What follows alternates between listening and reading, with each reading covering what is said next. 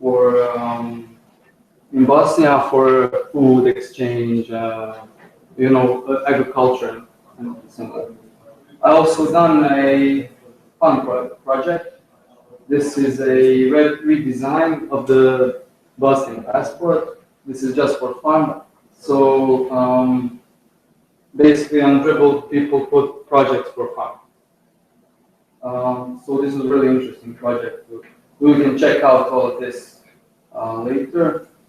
So let's get that here. Before we start, is there anyone that has any experience in Illustrator or logo design? You? Okay, great. So does anybody know what's a logo? Anyone? Well, okay. Logo is the most important aspect of some company. So its colors, shape, and every font it represents that company in some way.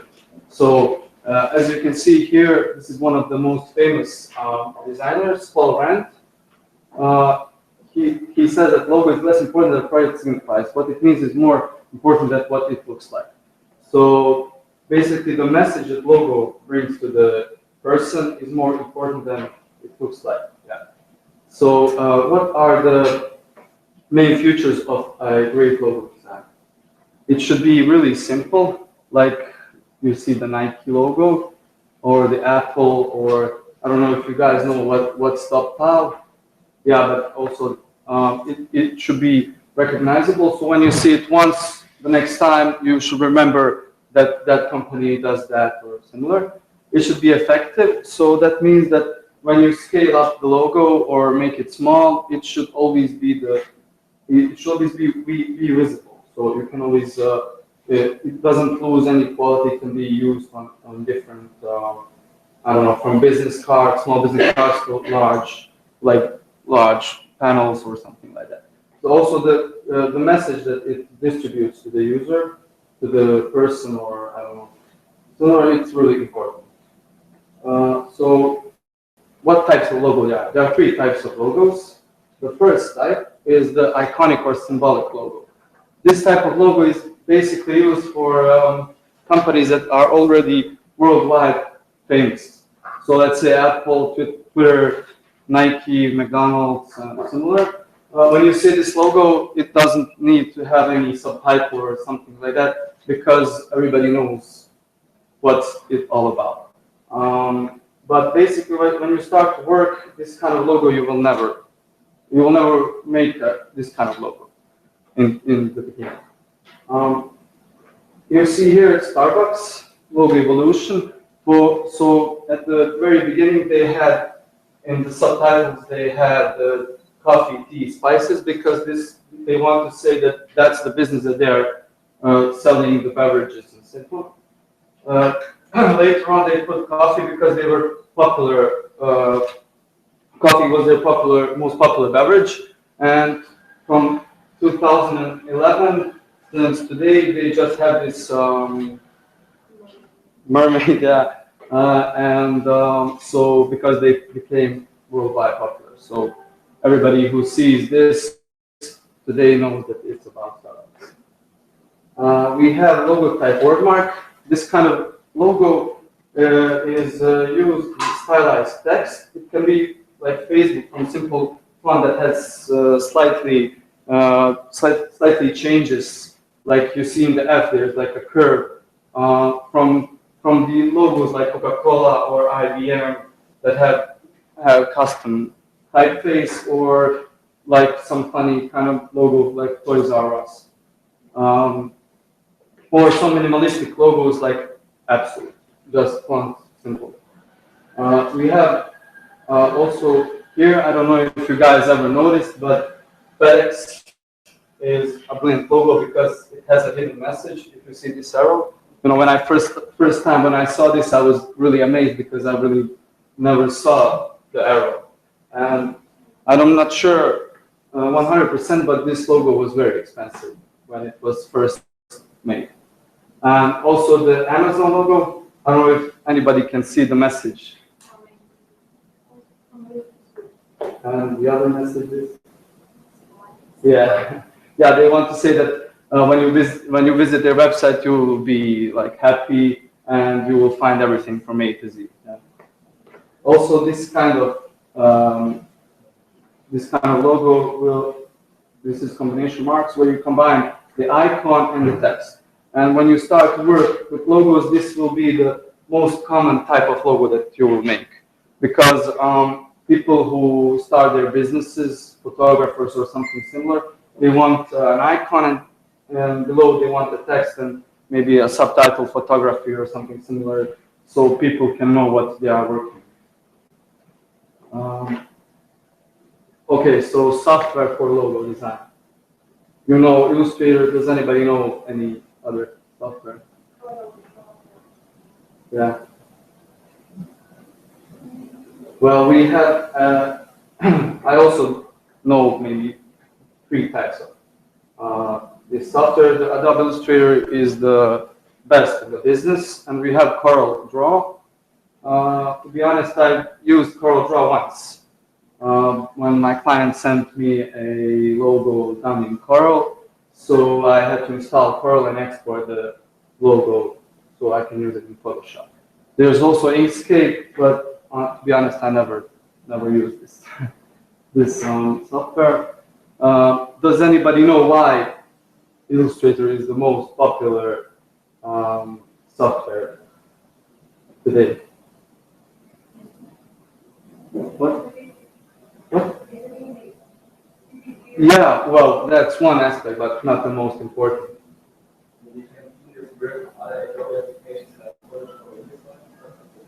Yeah, you can easily combine Illustrator with Photoshop and other programs that the company Adobe made. So you can easily make some kind of image, vector or something in Illustrator, and you can easily transfer it like a smart object in Photoshop. So later when you edit the object, you can just save it and it will automatically show in Photoshop.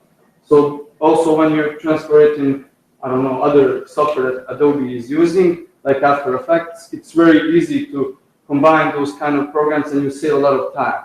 So that's the main reason why Adobe Illustrator is the most important software, the most popular software today. Another question, does anybody know what is a vector?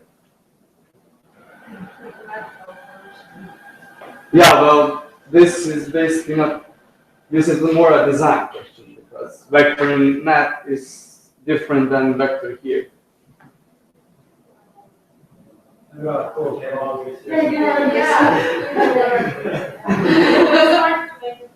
happening, guys? We know the concept, we just can't make the sentence. Yeah.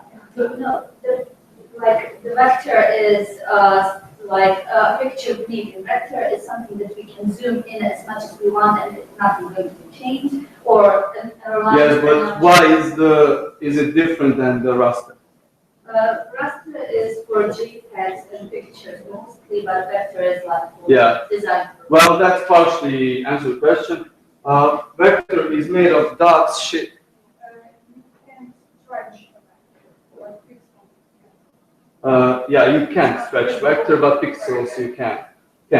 Because vector is made of dots, curves, and all of those components make a shape that you can stretch as much as you want, and you can shrink it, and it won't lose any quality.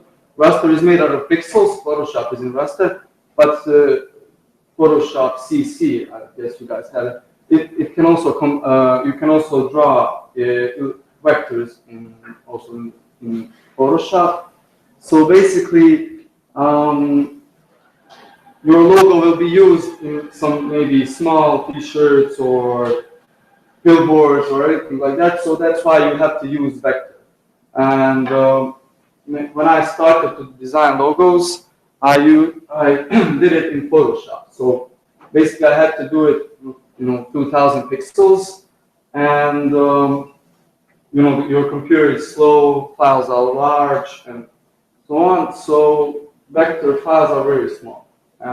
You can easily send it to the client, and it's really usable. So that's the main difference between vector and color modules.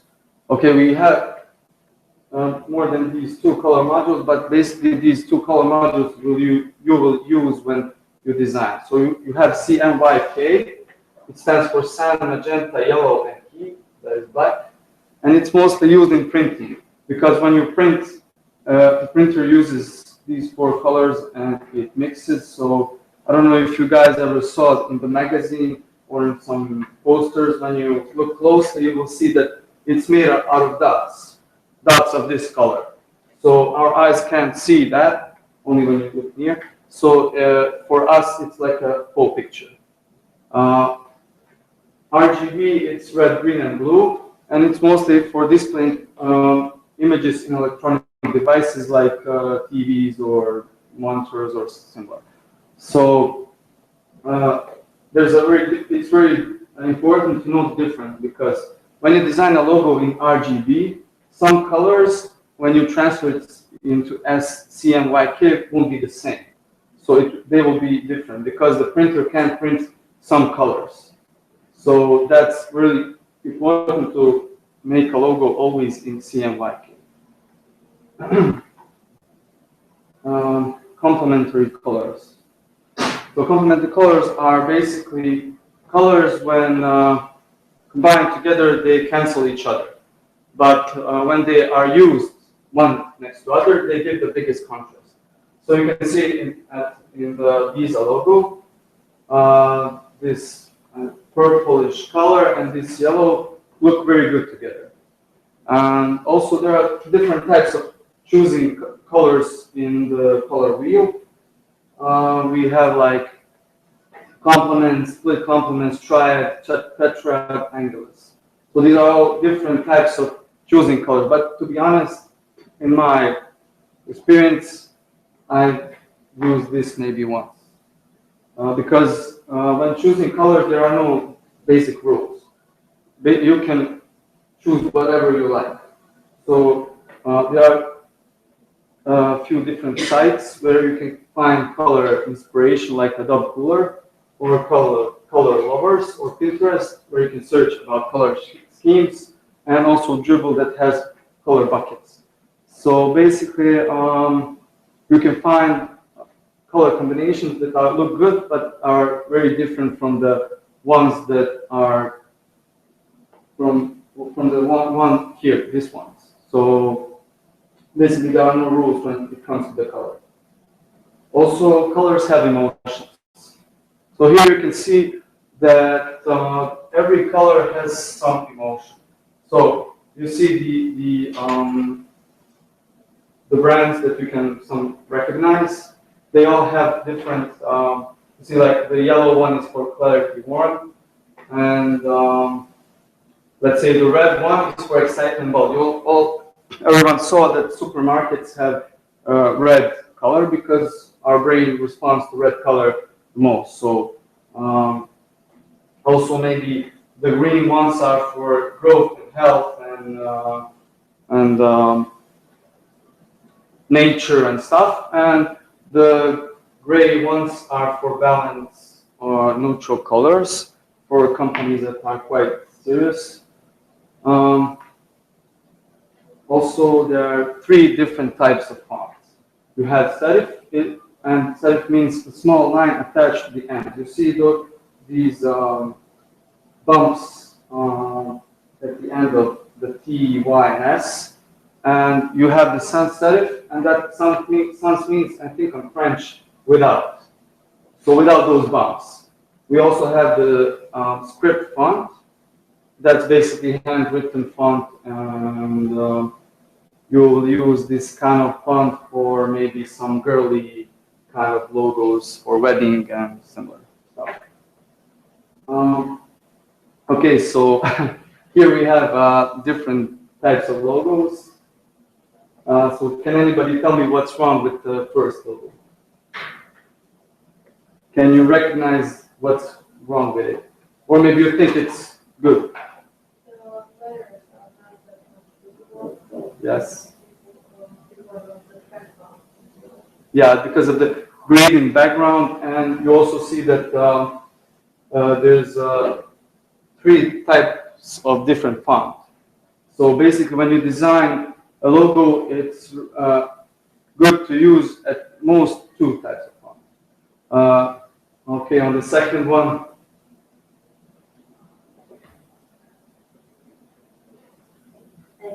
I don't think if I see correct, but I think there's a gradient or gradient. Yeah, well, basically, yeah, today in 2015, gradients are not usable in logo design. So the logo for Windows has five different colors, and it also has the shadow. And shadow is, nobody uses shadows no more. So what's wrong with the third one? I wanted to say for the second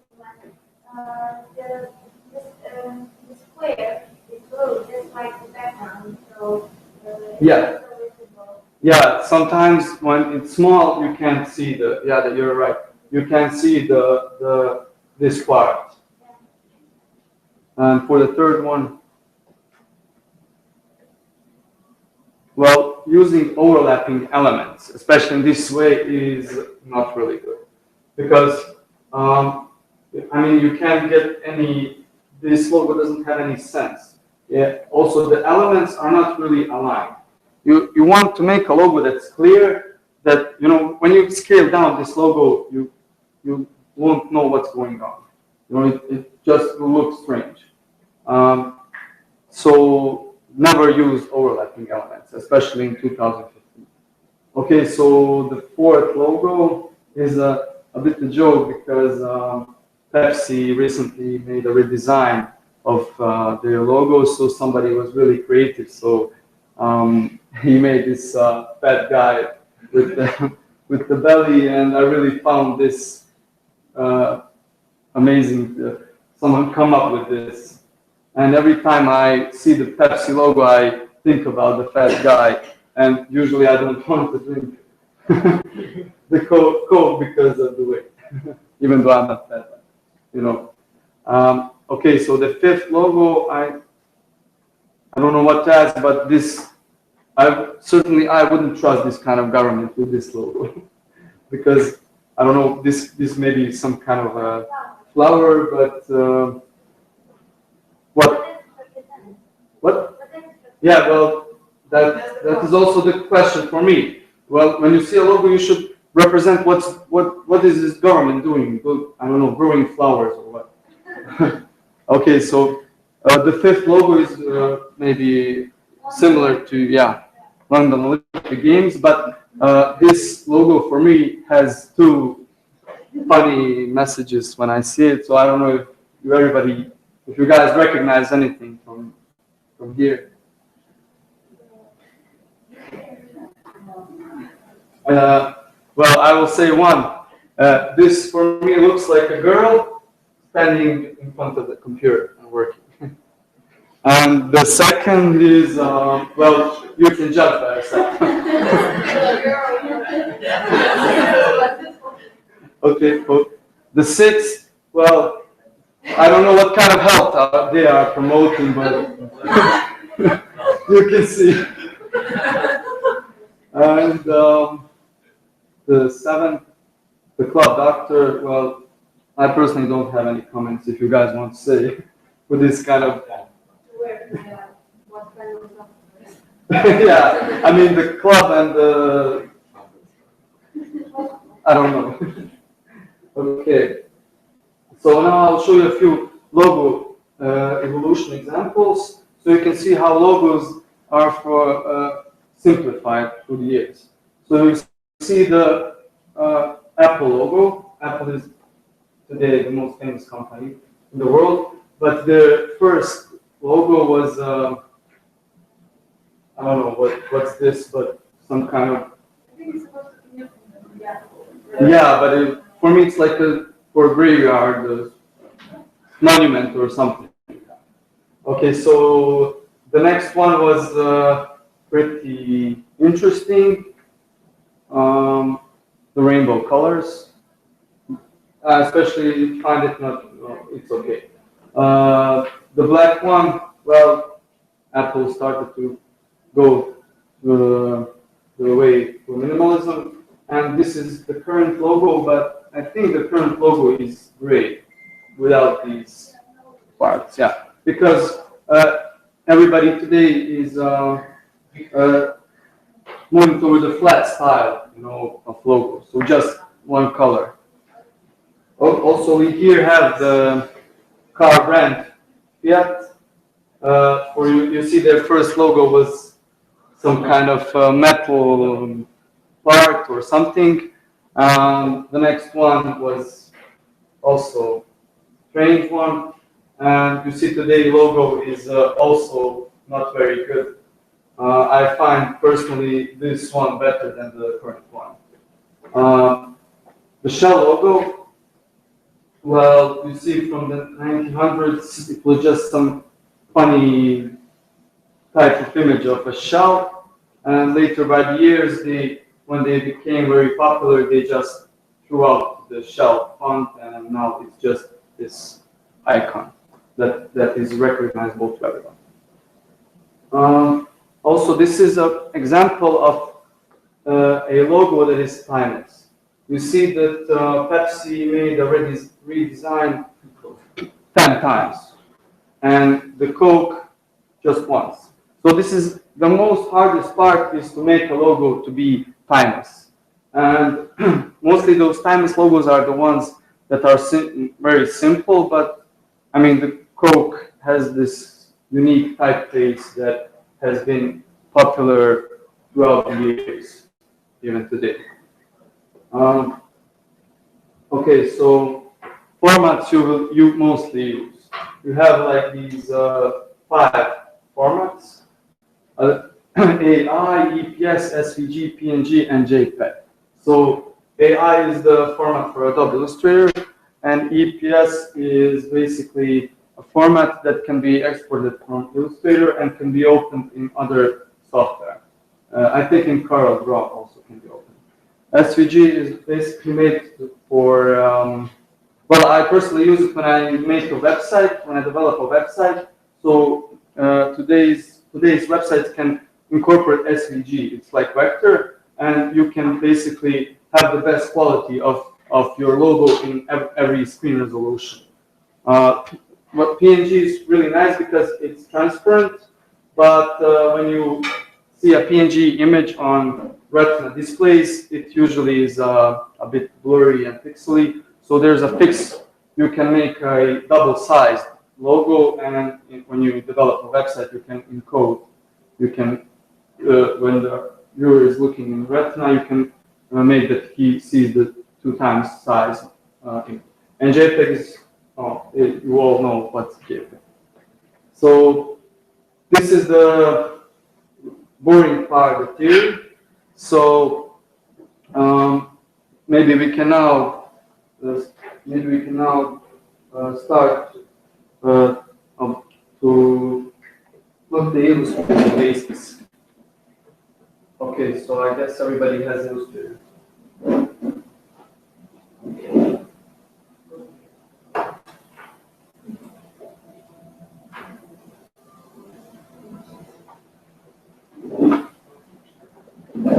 Okay, now I will start my workspace. I hope you guys see.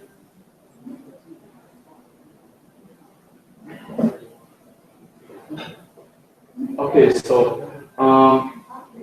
to make a new document here, let's first go to File and New. Okay, so here we can set sizes, but basically Illustrator is it's the size of the document is not important because it's infinite.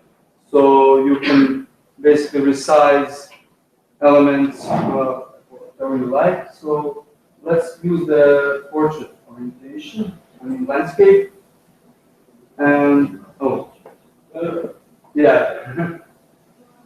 Okay, so you see here we have by default color mode CM Light K. but you can also change it if you want. You can use RGB. You can also, this is for high quality print. And if everybody is ready, we can make a new document. Okay.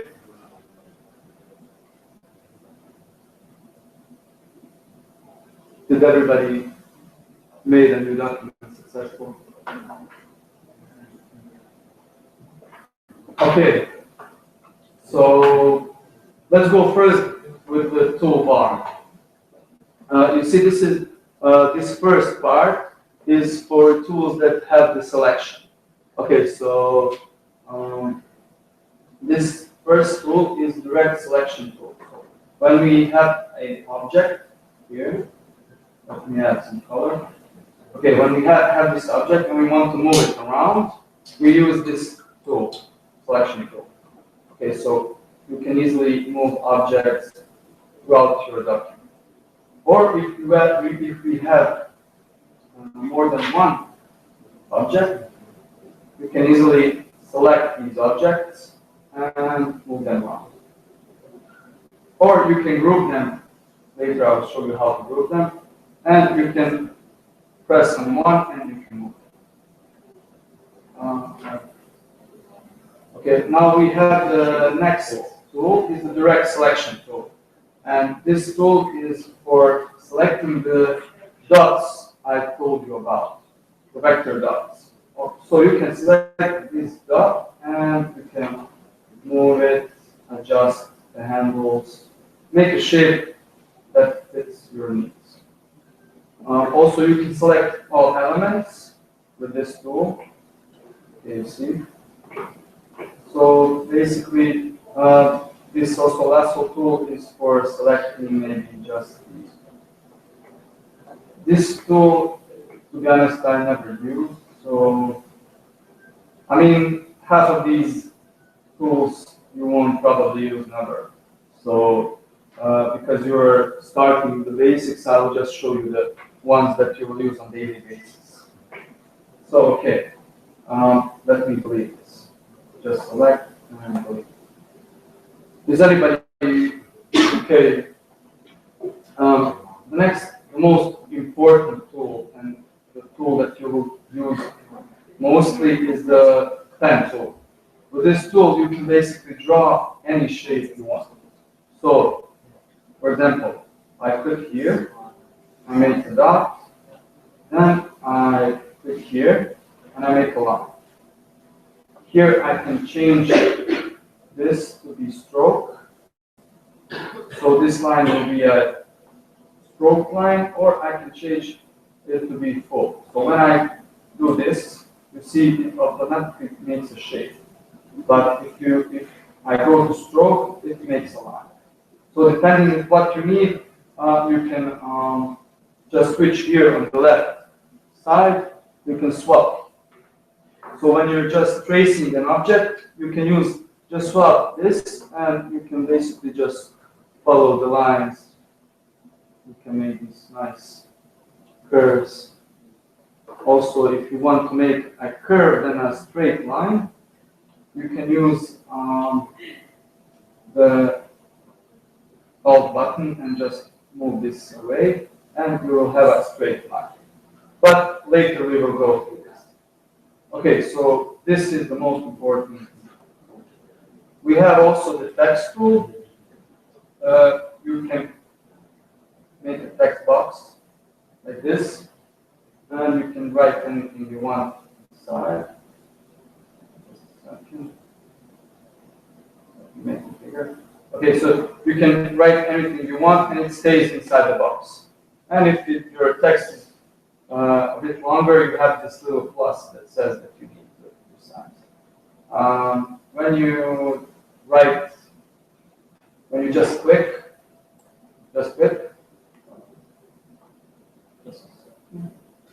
when you just click, you can just write in a straight line. So usually when you draw someone's name, let's say John, it's good to just click because you'll see the difference right now.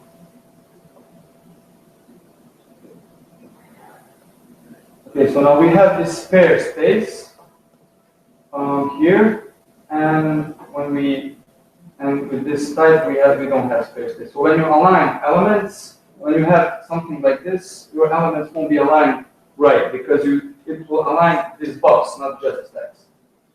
Okay, so this is the text tool. You have the line tool that has, I forgot to say, you see these small triangles in the corners. This is some other option. So when you hold left click, these options will open. So you see you have area type on the pad, you have vertical type tool, and so on. Here you also have, you can add anchor point, delete anchor points. Later I will tell you what are the anchor points, but basically those are the dots you saw. Okay, so this is the line tool. You can draw also lines like the pen tool, and you can also draw some arcs. If you want a perfect arc, you can just hold shift and just draw it. And if you don't hold shift, it will be maybe strange. You also have the spiral tool. If you need any spirals or something, you can just draw. If it disappears like it disappears to me, it just means that you need to add a stroke. Just double click and add color. Okay, so we have here the shapes. You can draw different shapes. This is the circle shape. Okay, you have also the rectangle tool. You have the round rectangle where you can, pressing the arrows, you can change the curves like this. Also, you have the star tool.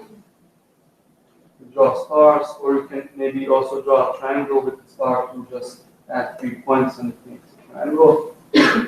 This is very important when you can save time when you design. If you draw a triangle like this, it will take a lot of time and maybe it won't be perfect, but with this tool you can just with one click do it. Okay, so we have the brush tool. Well, usually this tool is good when you have the draw pad, and you have a pen and you can write something, your name. So everything is transformed in vector. You have the pencil tool. You can also draw paths like this. This tool I haven't used much, but basically it also draws lines. And this is also the eraser tool. When you double click here, you have these options. So you can change size. You can change size and you can delete elements. You see like this. You can delete this. So this is good when you want to delete something very fast. Okay, so also we have the rotation tool. It's for rotating stuff. That's this and click here. But you can rotate every element by going to the corners of the handles.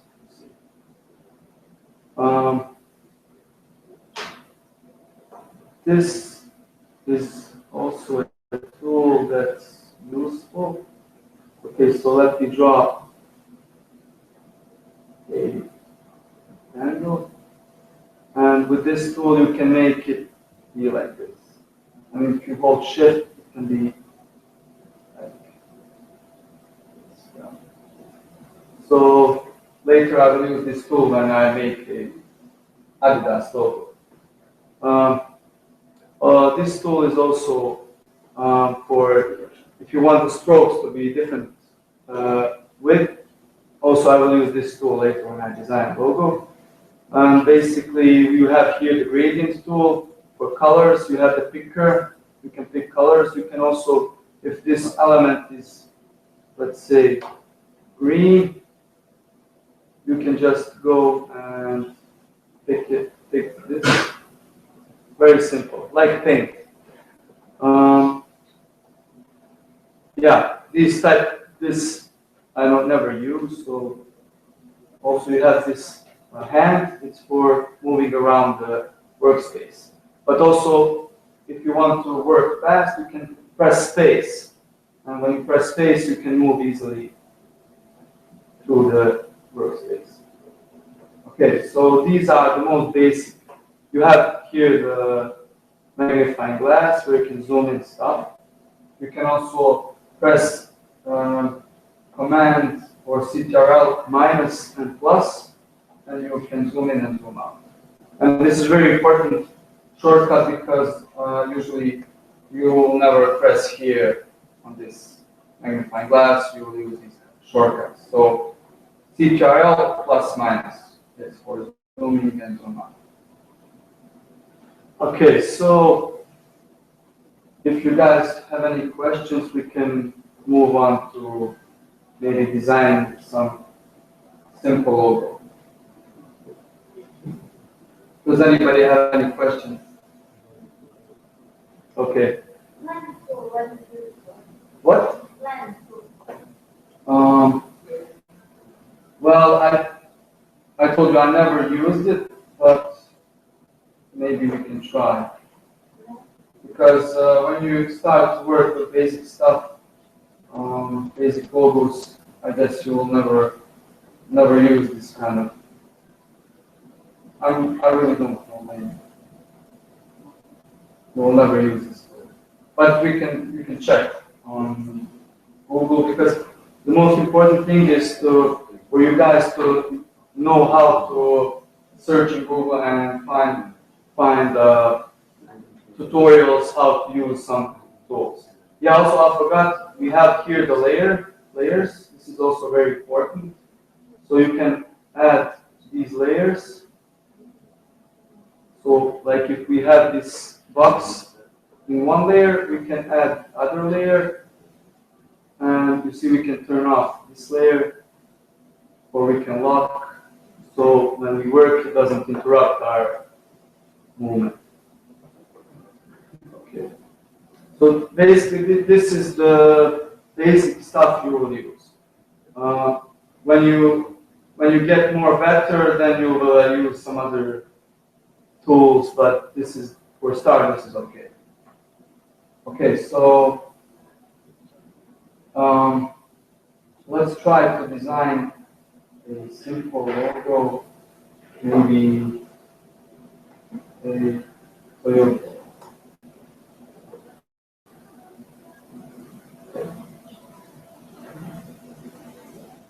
I'll just copy this image and paste it here. As you can see, the Toyota logo has 3 circles that represent some philosophy of the company. So we can start by selecting the ellipse tool. Just hold left key and select the ellipse tool.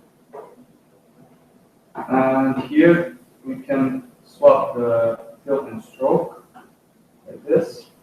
And now pressing the left mouse button, we can draw a shape. It doesn't have to be 100% the same. Okay, now we have this shape. We have to add this stroke. So here you have the stroke weight, and you can just easily add the weight. So now when you add this weight, you see that some parts of the circle have more weight and some parts have less. There's a very great tool for this. It's called the width tool. So when you click on the width tool, you can easily zoom in, and you can easily press on this dot. You see this dot? You can press on it, and you can change the width. Okay, so change like this. Zoom out, and we can maybe make it a bit thinner here on the bottom top. Okay, so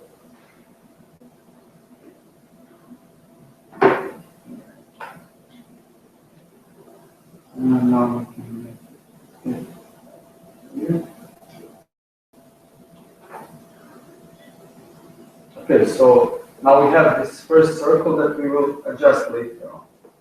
So now we will draw another ellipse that goes in the middle. So draw like this,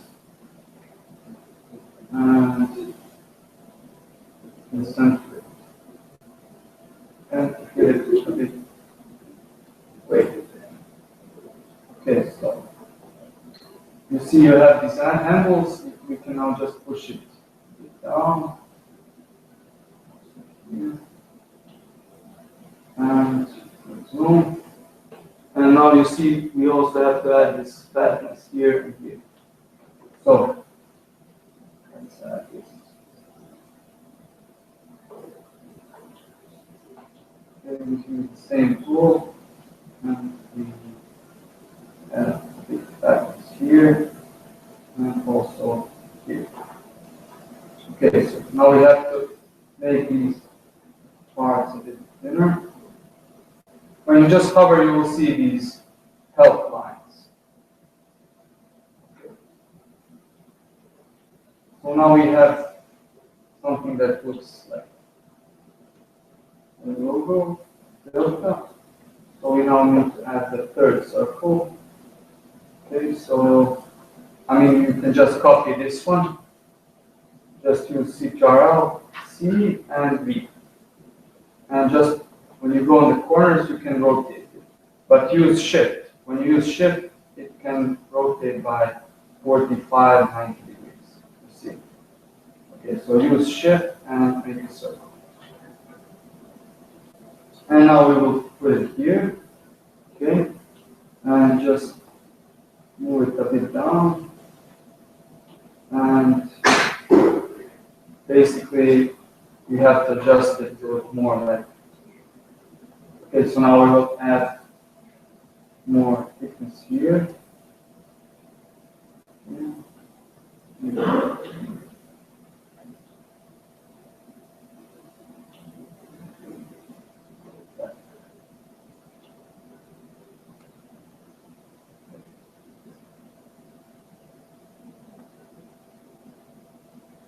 It's really important that you play with shapes to get the best result. So I'll just rotate this, put it down.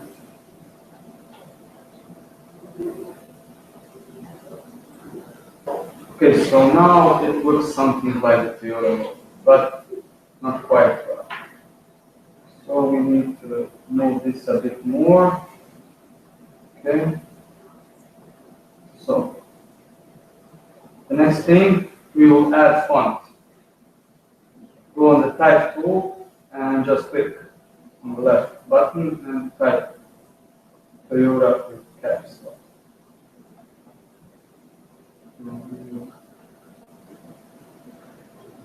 So now we can add some ball and the size. You have here like you can add regular ball, semi-ball. If I'm going too fast, you guys just say. Excuse me, can you please repeat how you make the text box align with letters without the empty space? Okay. So I'll just delete this one. And you just take the type tool and left click. And just type Toyota.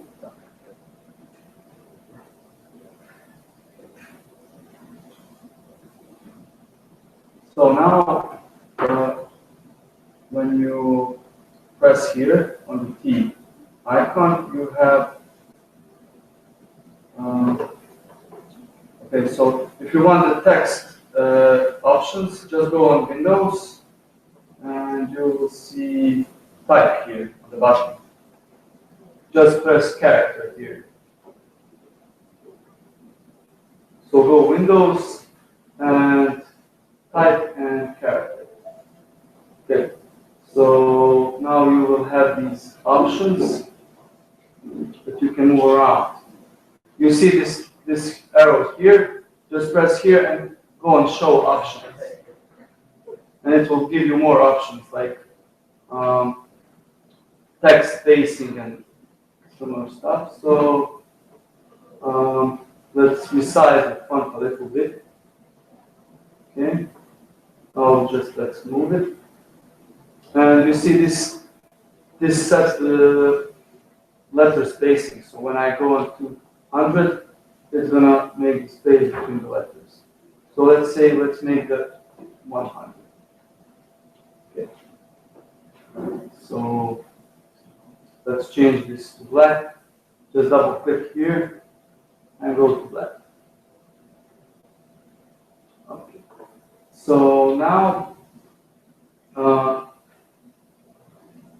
you have this logo, and you see it has strokes. And there's a big problem when you want to make the final logo. If you resize this icon with strokes, you'll see this, it will happen like this. The reason is because the thickness is like 11, and here is also 11, and it's smaller object. So what we're gonna do is, when you finish with the design and it has strokes, just go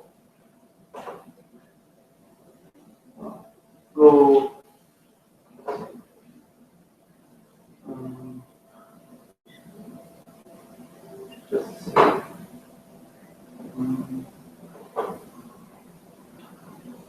Okay.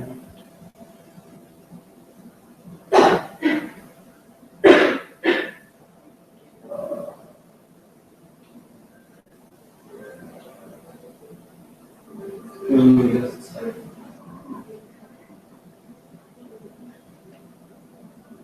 I forgot the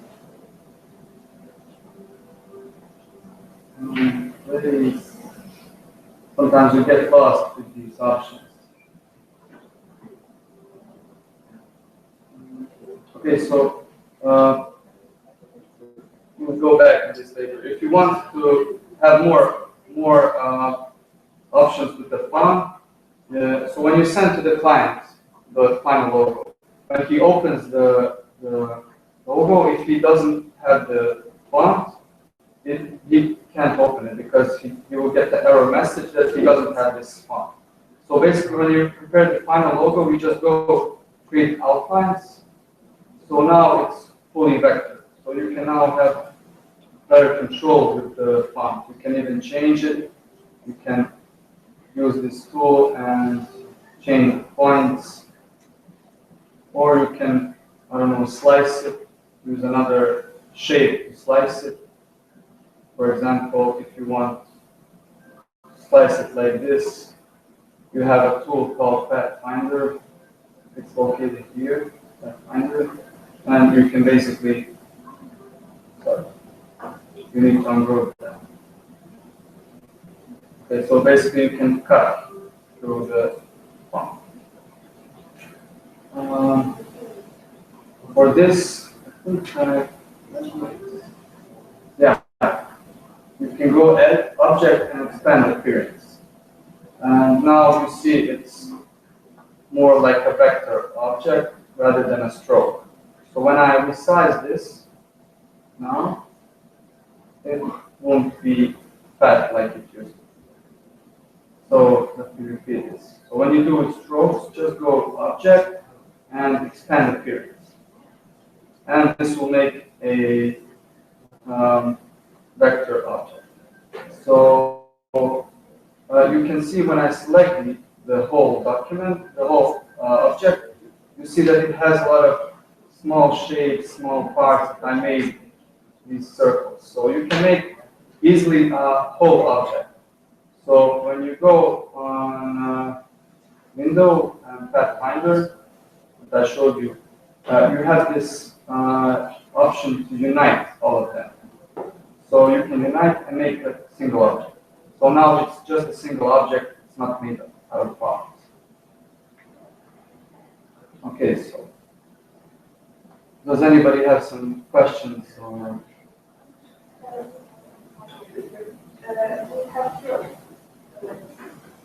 Ah, if you want, I can come to help.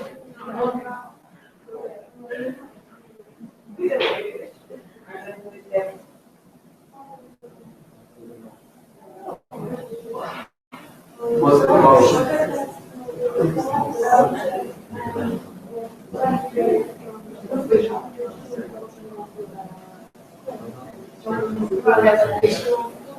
Well, just select it.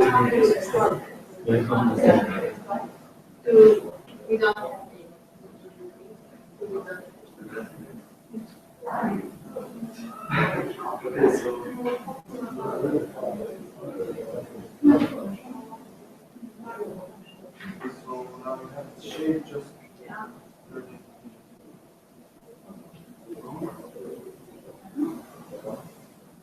So now just Carl.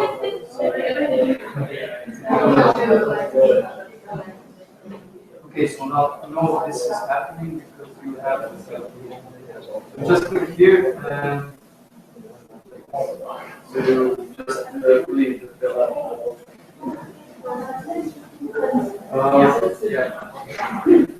Just select use this tool and the first one. Just select this part. Select it. Yeah, but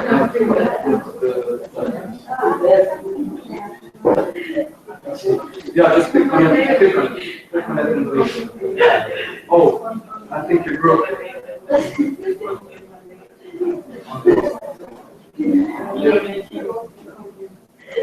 I believe it.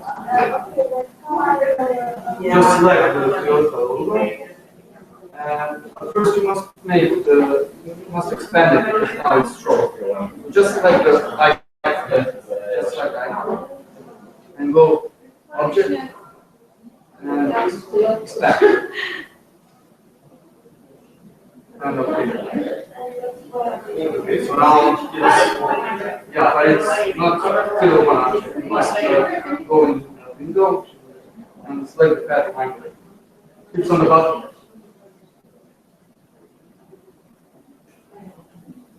Okay, so just click on the first one, it's called Unite, and now you have a single object. Thinking about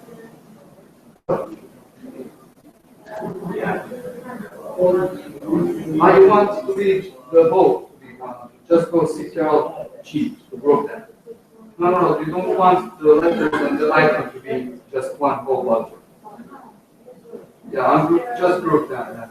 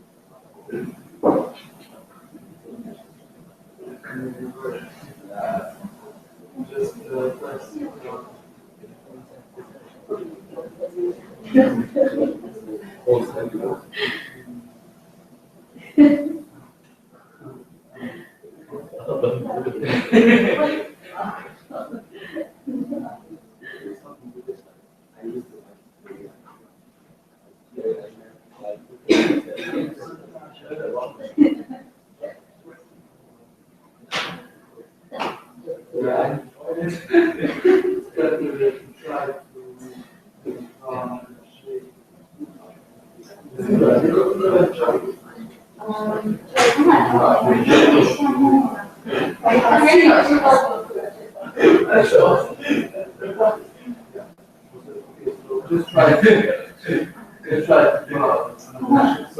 Yeah, we will easily leave it and Object. Object and yeah. If you want, I can repeat.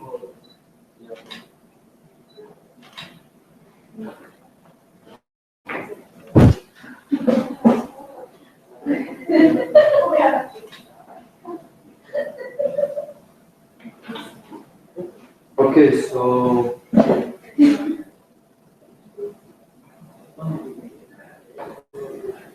now I'll show you now how to align the object. So if you have this icon and these letters, and if you want to, you need to group them. I group them.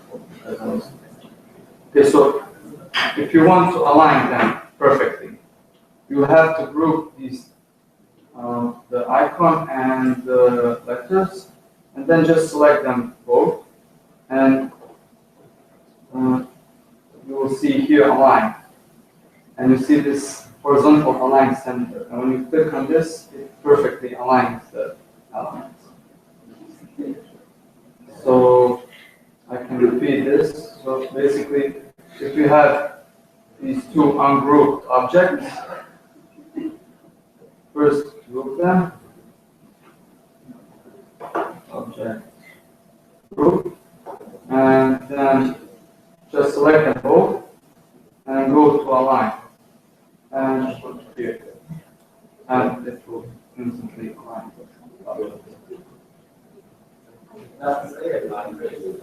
What? Well, I guess, do you have like here written align?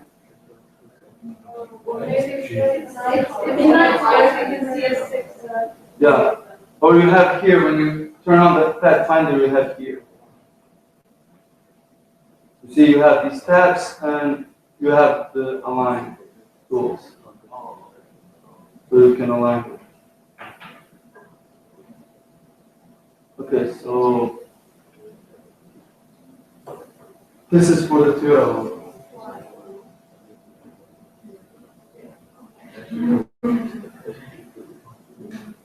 Okay, now if you guys want, we can make a short break and then we can continue to design some other logo.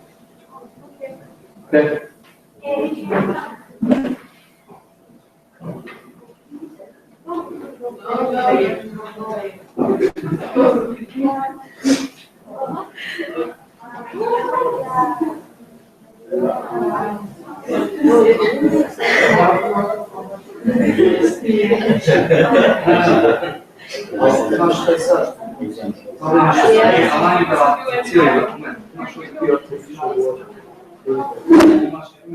Align to artwork, align to selection. Yeah, I know. Может, сам ваш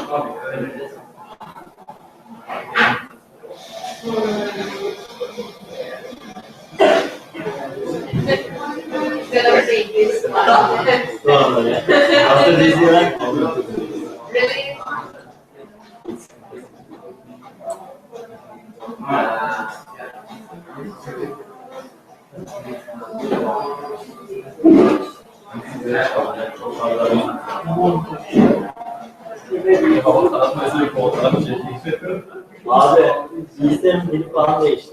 Onu görmüyor musun? Bitti o. Abi, bir marek o. Çok önemli. Bir de silemiyorsun. Hiçbir silemiyorsun.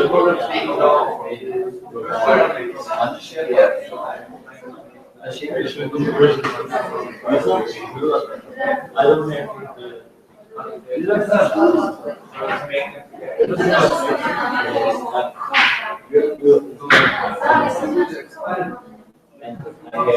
Just wait. I have this one.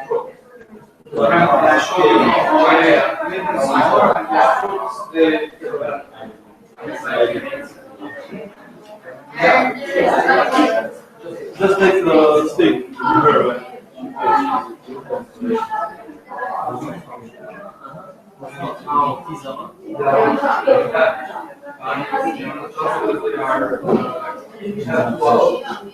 That's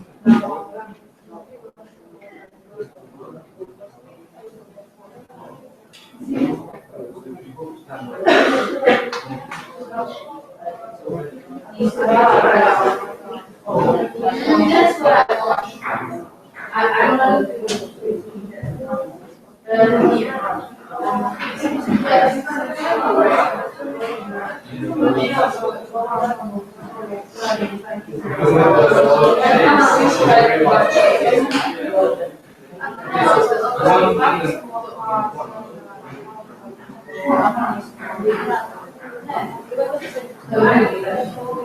want. I want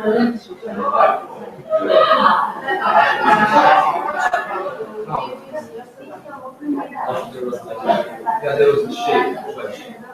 Oh, there's a way too.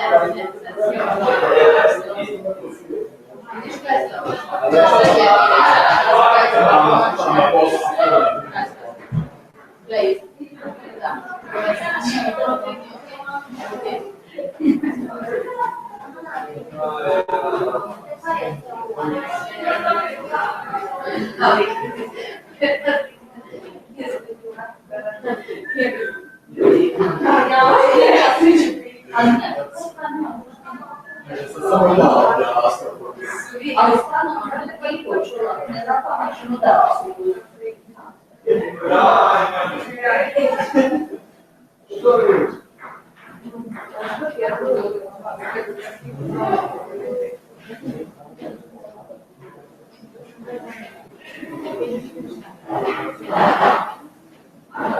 Da, je loši.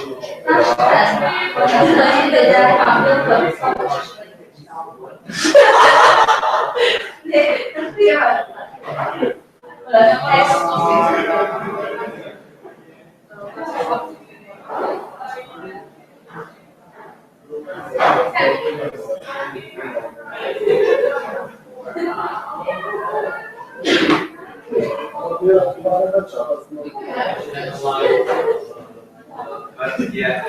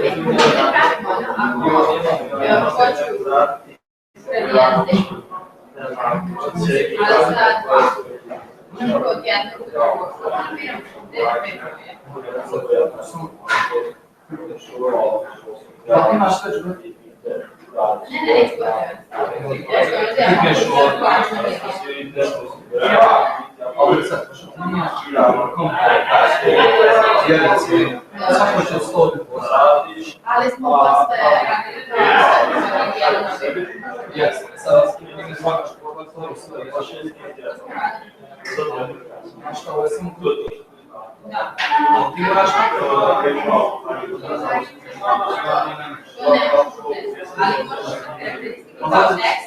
ako se napravili ali znaš što je najbitnije? Ima se još tako uvijek, znači sa strane ostavljaš. Ima se ono šta pa se radi, da se okvira, da počneš logo sa tom se da ti nađeš se 5-15 minuta baš uopšte koji je da znao ne treba stvar. Ja znamo što sreća neka, ali Tako da uvijek znači na strane kako nisi išla, staviš se sve, ali ako ćeš ovo da gledati se negdje, znači da sam zajedno, nije se ne gledati, sam se ruč pomiješao.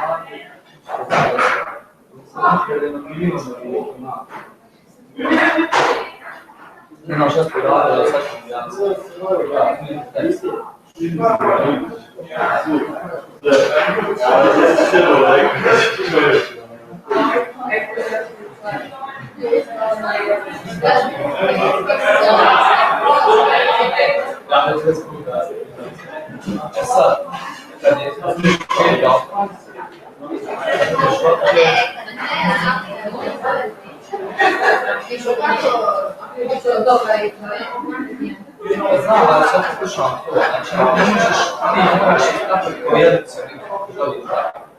Sad ne znam, može ovako.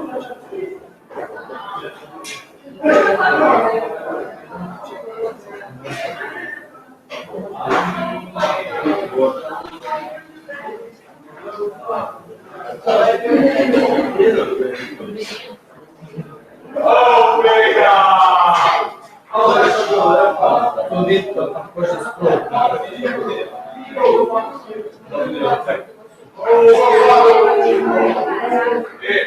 Imaš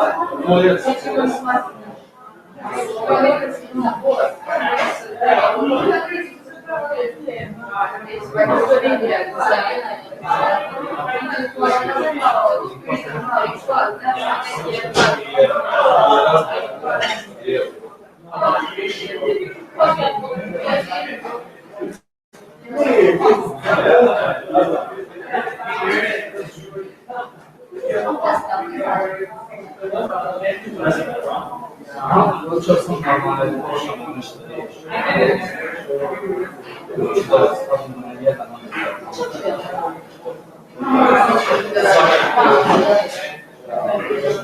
ne mogu davati ljudi početi. Ali pa sam nešto...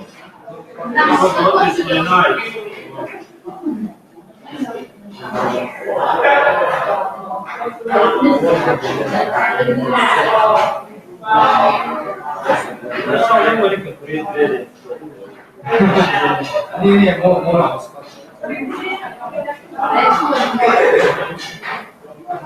Aha, evo, sve. Vidiš kako? Ne. Da, ali što postoje. On prvo postoji pozitivni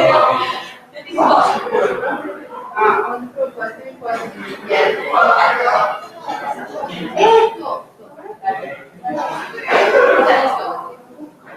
Postojiš pozitivni za jedni i onda počneš raditi u jednom od jedni, onda je pozitivni.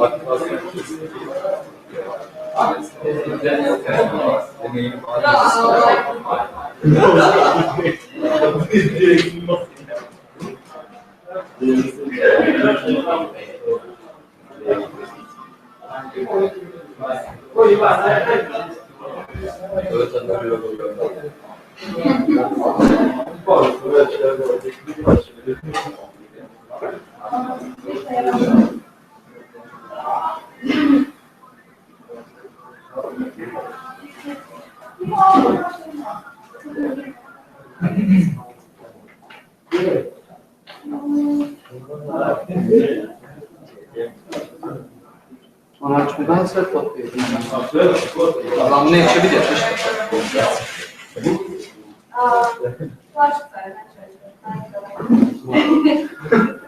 Good luck.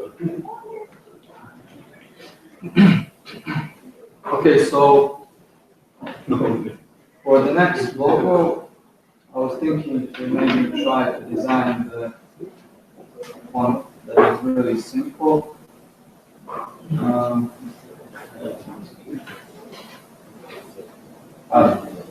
How can we export this to Okay.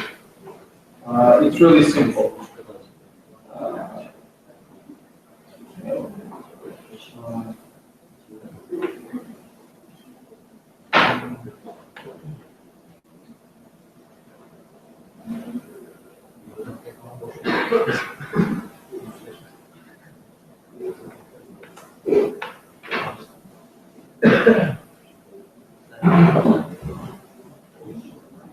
Okay, so let's go back to Illustrator.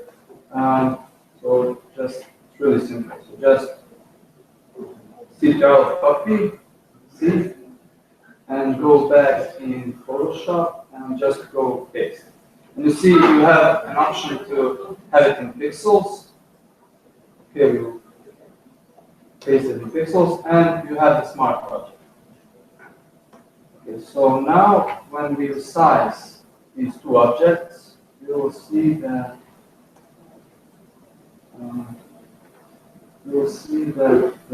this one is significantly losing quality, and the smart object is basically a vector but adapted to Photoshop. So if you want to change maybe the shape of this, you can go here on the layers of Photoshop here.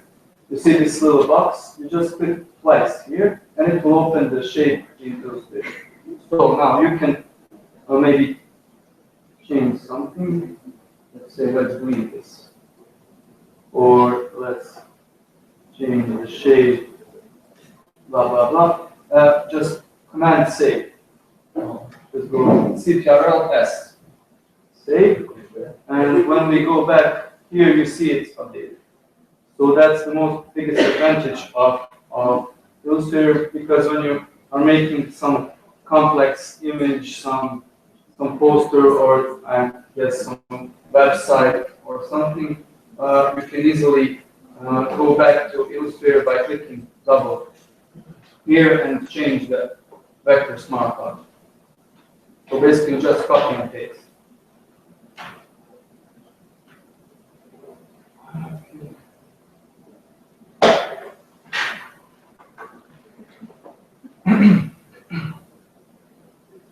So for the next logo, let's try to design this simple.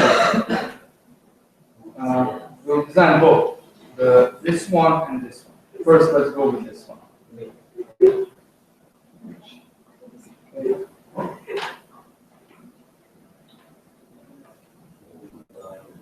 Okay, so now, first we need to build these 3 columns.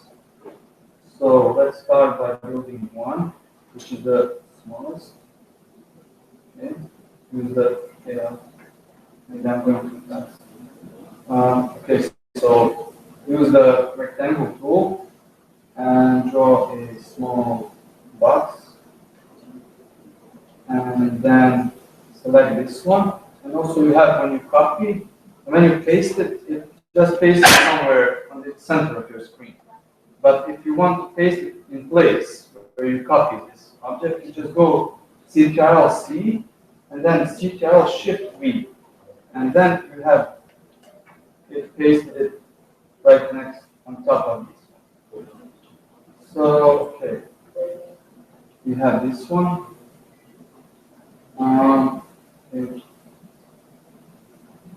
We will make it slightly bigger, and now say this one bigger. Okay. So you can see that the spacing between them is not really the same. So I'll just select them, and with the align tool here, I can horizontally align them. Okay, so now if we use this tool that I mentioned earlier, the shear tool, you'll see that it's starting to look like, but you see these parts are flat. Okay, so let's go back and paste this. Usually when I work, every shape I make, I just save it on my artboard. Because, you know, when you design a logo, maybe this is not good for you now, but later it could be. So always save. Okay, I'll show again. Select these 3 columns and go here on the shear tool. Here. Shear tool. Yeah. And when you click, here you will see that it's going to be like 3D. But you need to click left, click and shift. Sorry. Left click and sorry. Left click and shift. When you click left and shift, it's going to be straight to this line. Okay, so let's select this direct selection tool, and basically let's press on this dot, press shift, and press on this dot, press shift, and press on this dot. So now we can, by clicking on the arrow keys, we can easily change to this. Okay, so I'll just copy this shape, and I have it here. And our aim is to make it at least similar. So now select this shape and go to the shear tool and do the same. Just aim for an angle. Yeah, you see, so here we have something, but the last column is too big. So let's just leave this part over here and let's play with this one. So again, copy, paste, and leave it on the side. So now let's select this direct selection tool and select all dots on the top. Hey, nobody follows. What? Nobody follows. Ah, okay, sorry. Where are you now? I don't know. If that and that, the dot. Okay, so if you want, I will go from the beginning.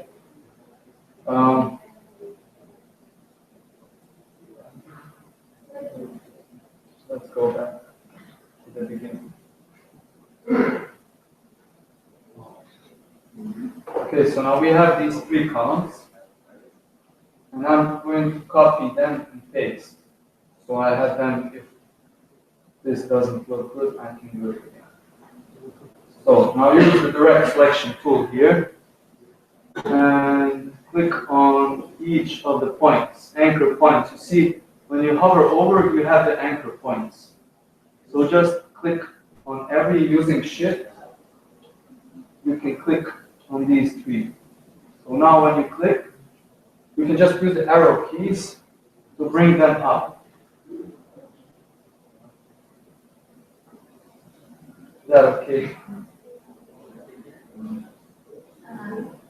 Okay, now. So now I see that this is going to be too big. So I'm going to use this tool again and select all the top anchors like this.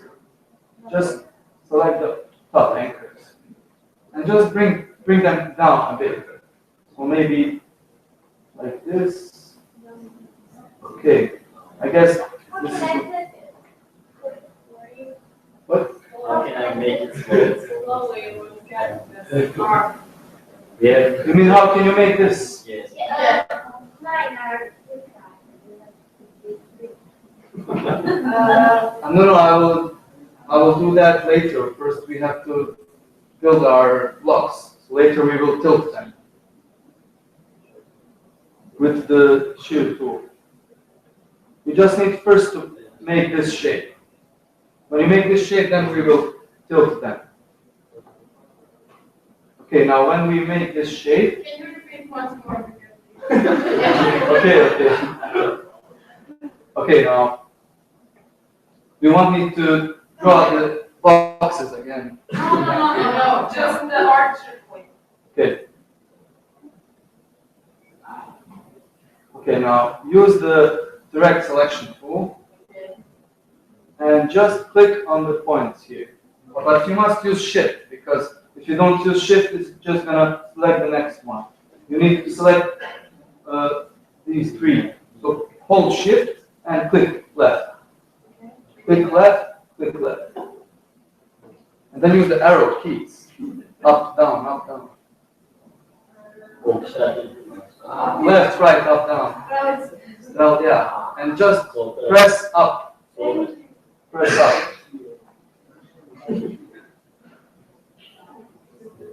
Okay. Is that okay? Yes. Yeah. Okay, so let's bring this in here. Now we have this shape, and we select it and use the shear tool again. Okay, click the shear tool, and maybe click here below. Click left and hold shift. And you should make this shape. Okay, so now we can see that we have a bit more space here, so we can add more space. Just click on the object and right. And when you did that, just select, align, and use this. Can you track? Yes, but mine is a bit long. Well, it's okay. That's why I told you to copy this shape.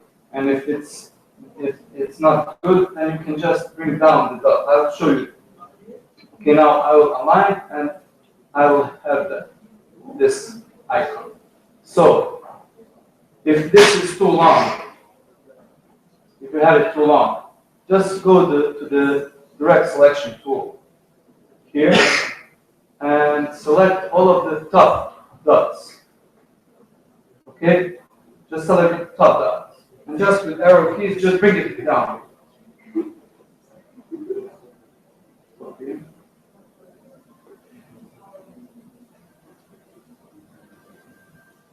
Did you manage? If you want, I can help. I can explain.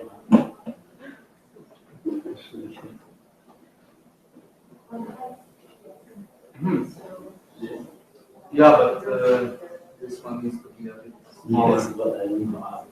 Okay, so you go back, sit around. I have to I will just sit around. like I played something. Well, just hold. Come on. I think it's also I think you should draw again because I don't know how you got that. That's shit. Okay, I will repeat again. okay. Use.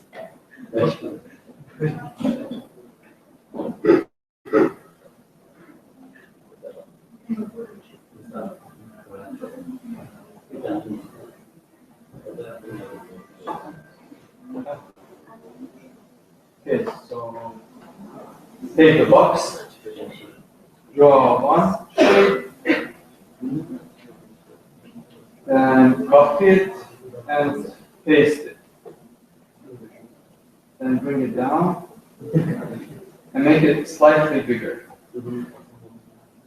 Okay, so the next shape, just copy it and use CTRL Shift V to copy it in place. We can just move it here.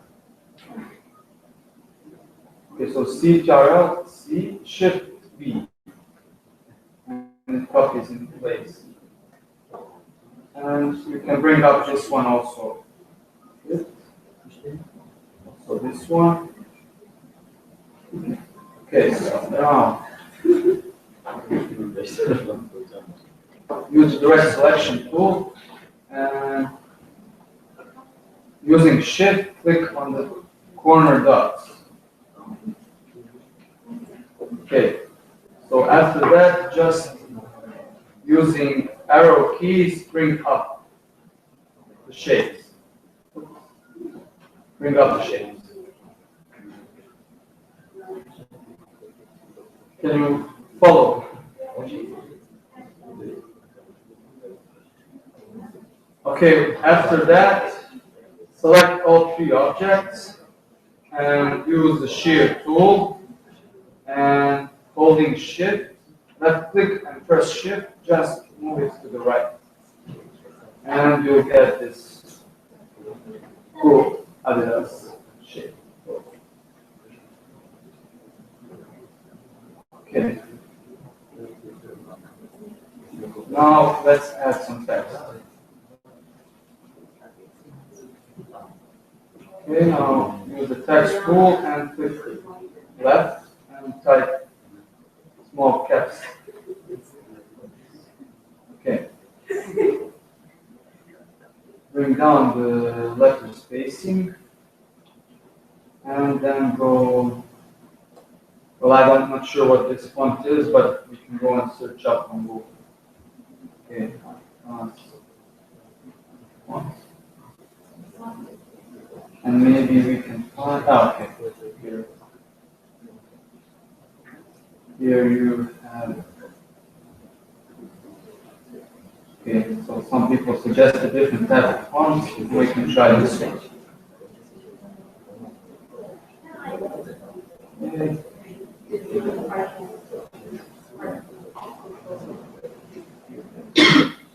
Let's try.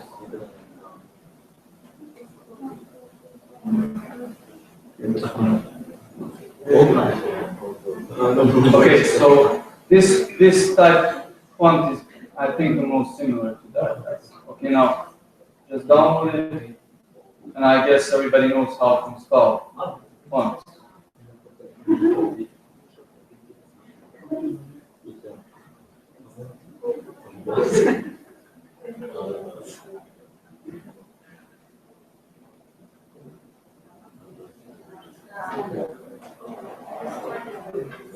Okay, so I'll take the bulk one and install it.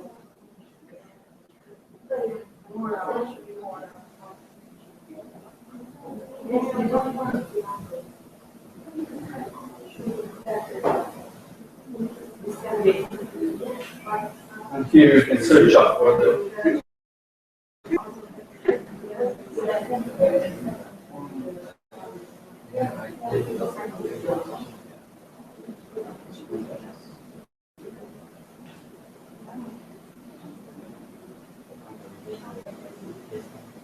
here we go. And now we are just going to scale it up. I think this one is much better shape. And basically we have the logo down. Okay, so you can see that here it's a bit bolder than ours, and we can fix that up also. So just go on the text, go right click and create outlines. And when you did that, go object, path, offset path.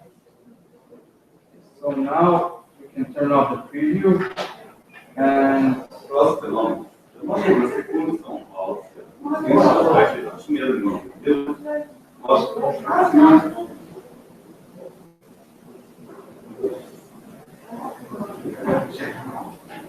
okay, so here we can add maybe 2 pixels. So you have the maybe this is too much. Maybe add 1 pixel. Okay, so now it's quite similar to 1. So we now need to bring up the letters. And so they touch these shapes.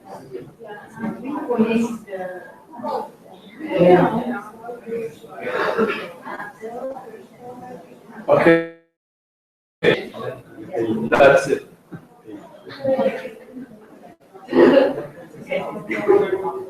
Does anybody have some questions or need help? Yeah, what's the font name?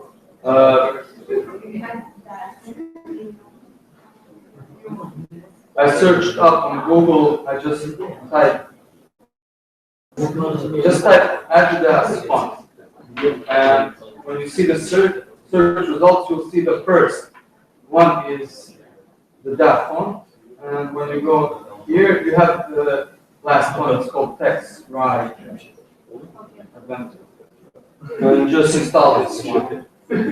You'll see you have here the download button.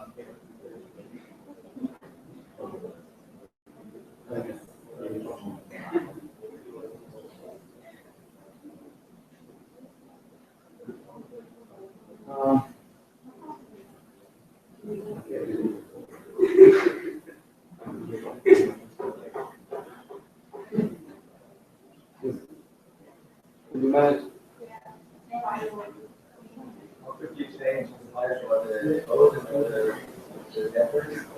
You mean spacing? What? Bolder. Oh, okay. Okay, let me copy this so I can have it and let me go back.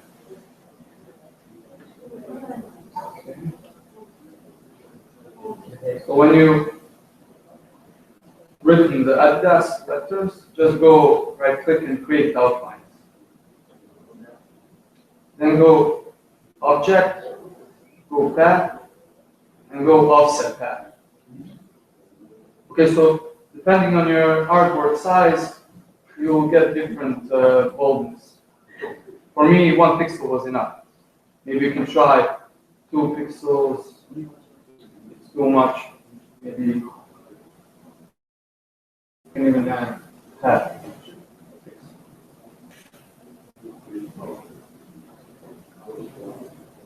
That you can even add path. 1 pixel. And you have here the preview button, but it's really funny when you change the offset, you must click again to see the result.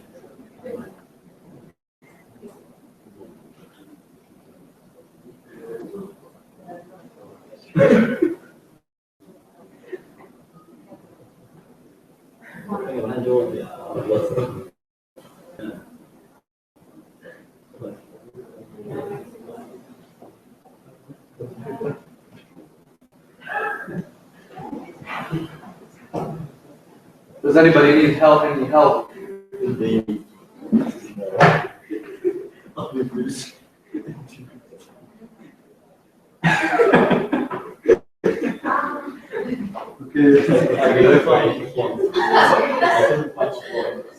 Just type in Google.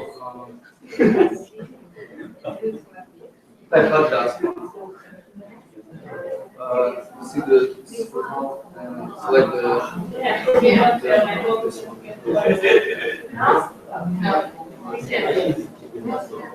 Yeah, it's okay. No, yours a bit Creative. that you can just go like this.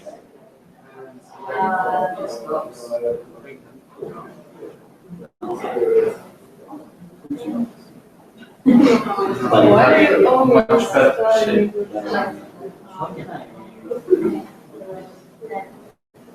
Just no, just click twice in the ball. Click twice on button. Just go stop. Okay.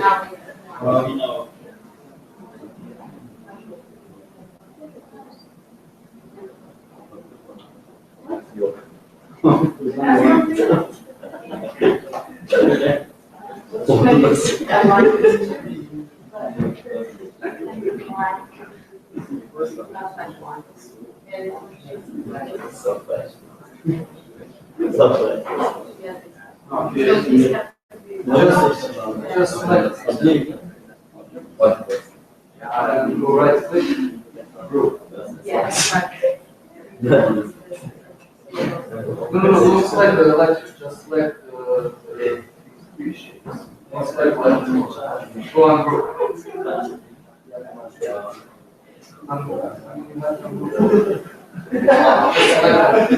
Just select this shape. On the left. Up. Now go right and go. And now select both and then align.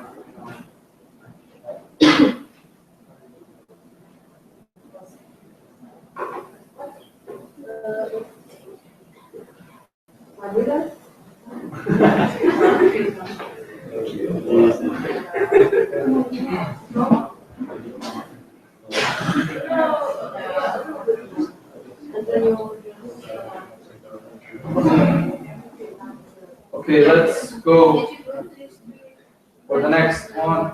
If you guys want, we can go on the next. Okay, next one will be very easy. We will add color.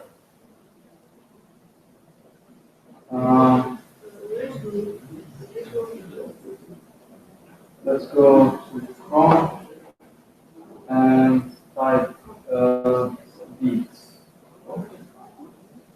Okay, so this is pretty much simple shape, and we can easily make copies so we can paste it. Okay, so now take the ellipse tool and holding shift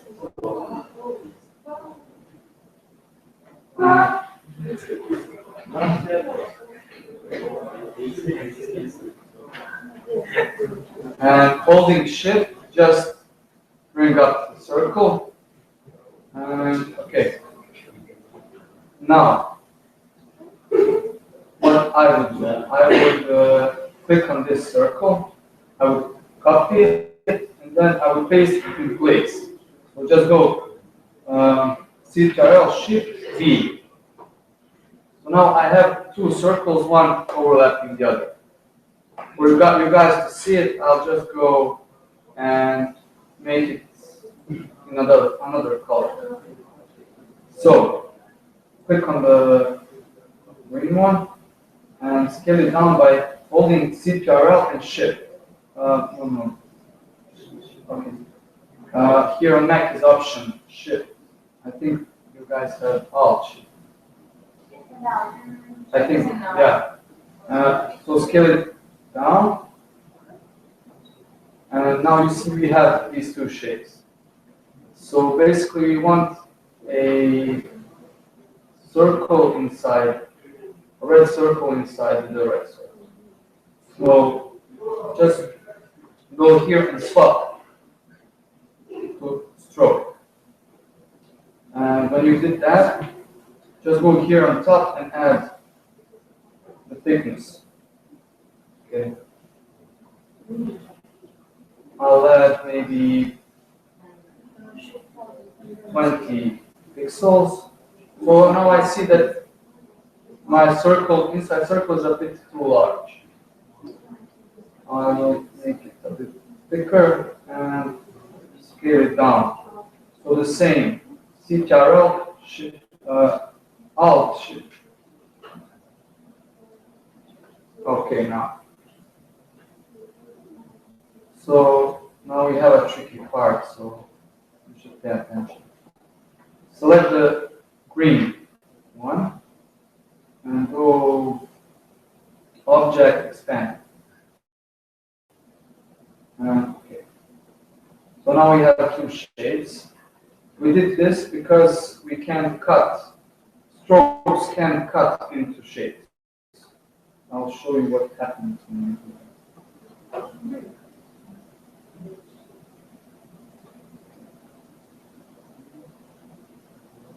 Okay, so now this one is filled, and this one is filled, and this one has stroke, and this is filled. Do this, and go to Pathfinder.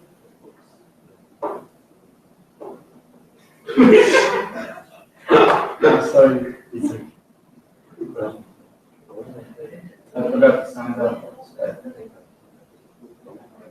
Okay, so when I do this, when I try to cut into this shape with the stroke, I get this. So this is not what I'm looking for. I want just to cut this stroke inside this, this circle shape, not the whole circle. So when I do expand, when I do this, sorry, I pressed it twice. So select both of them and go minus front. And now you will have this. So we need to add this. So you just select the rectangle tool, and from this anchor point, just draw up the. Okay. So when I zoom up, I'll see that it's not quite right.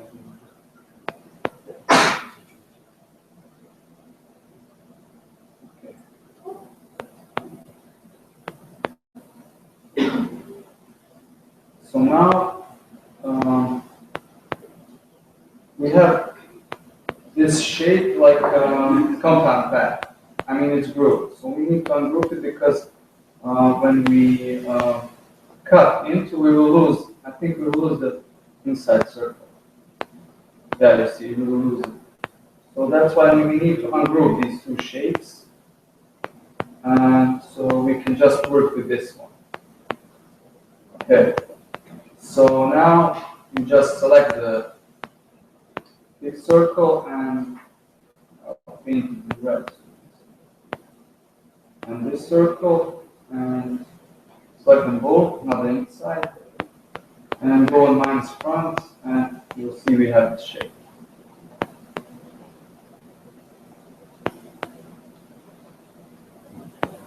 Okay.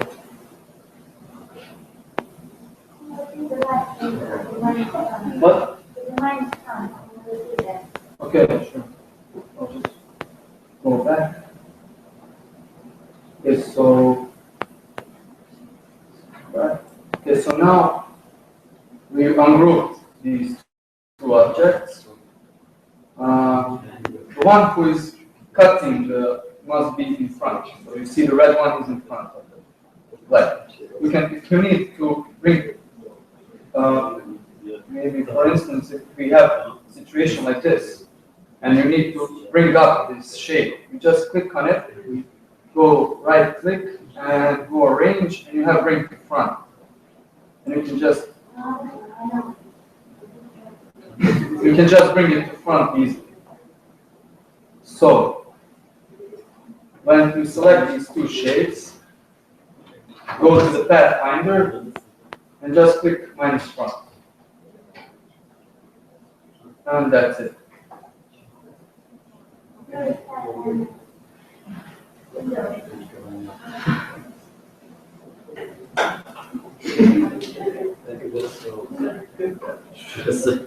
Did you manage?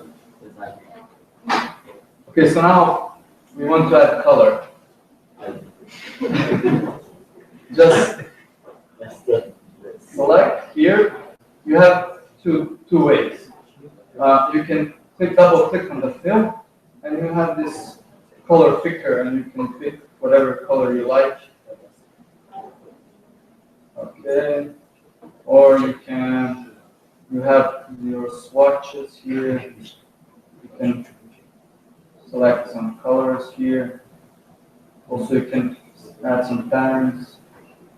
You can download from the internet a lot of these patterns. Also, you can pick the color from here. So it's the exact same color.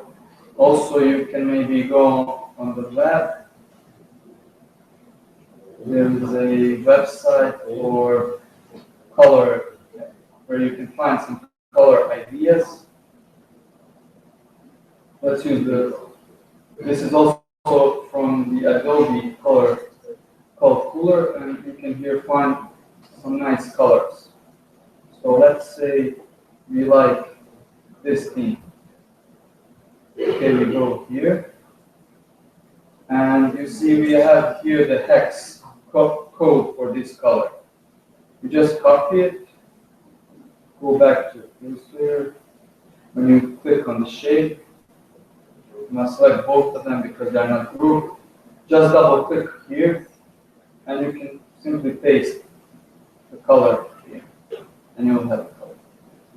Also, if you need some print colors, you have here percentages of CMYK, or you have for RGB color numbers. So basically, that's how you add color. Also, you can add gradients. For adding gradients, if your shape is not a compound path, then this will happen. Here on the right side, you have gradient tool. Here. Okay, so here you can click to activate, and you see the black is starting from here and from here. But we want the whole object to have one gradient. In order to do that, you need to select this and go to Object, Compound Path, and make compound path. Now you can see that the gradient is in the whole logo. So if you want to change some colors, we have here, just double click on this animal, and you can choose from swatches, or if you want, you can here choose. It's really easy. So you can add also here color. So now we have this nice gradient.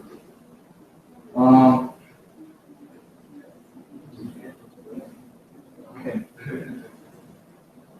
So that's about it for this logo.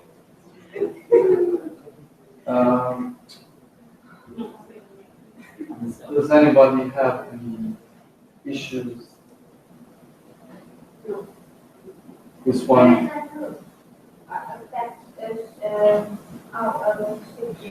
What? Undo.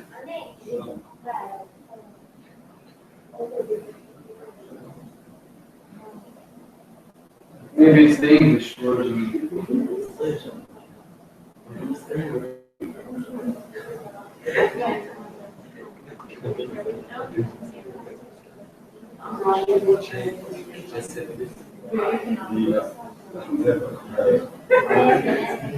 Okay, everybody finished, we can go on the next one. And when we finish the next one, then, what? Just one question, if you want to color the E, Just, the little ash that comes out of the circle. This one. Cut it, yeah. Yeah, you want to color it. Yeah, well, because it's cutting the shape, you basically can't color it, you know. But maybe we try. Is there a way to cut, the rectangle that comes out of the circle, is there a way to cut it?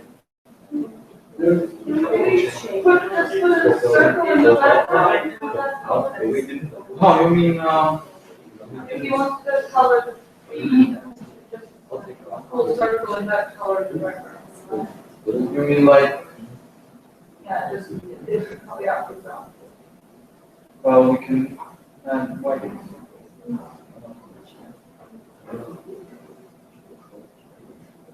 Yeah, also. Clever idea. Yeah, this is also a way how to extract the bead. So now we can cut these two shapes and we can use the eraser tool. Sure. And just delete this small part. And now we have the bead. So, clever idea. Okay.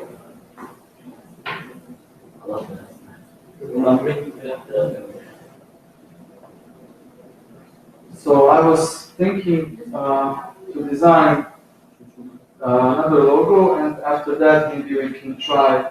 Everybody will can try to design a logo for themselves, or we will figure out the topic. Okay, so I don't know. I have. We can try Pepsi Olympic game. Do you have any ideas what we can try to design? Some company. It's not too complicated.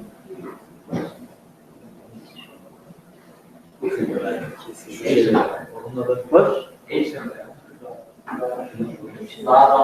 Zara. Yeah, well, we just find the font and we're done.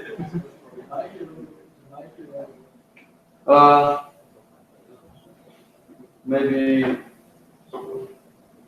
you guys can choose. I will bring up some ideas. Maybe we can try a simple one like Olympic Games.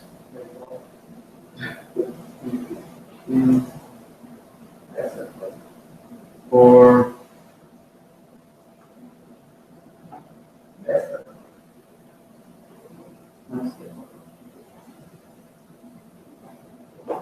yeah, we can try this one.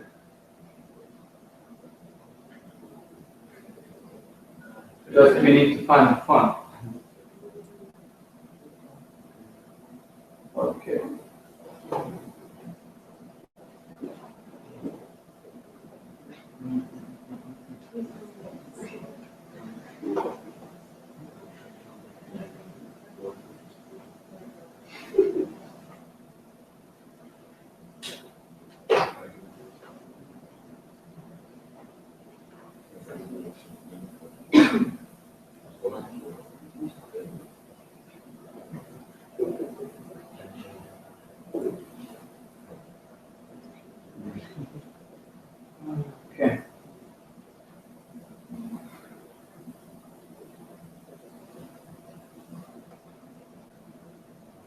So here we see that we have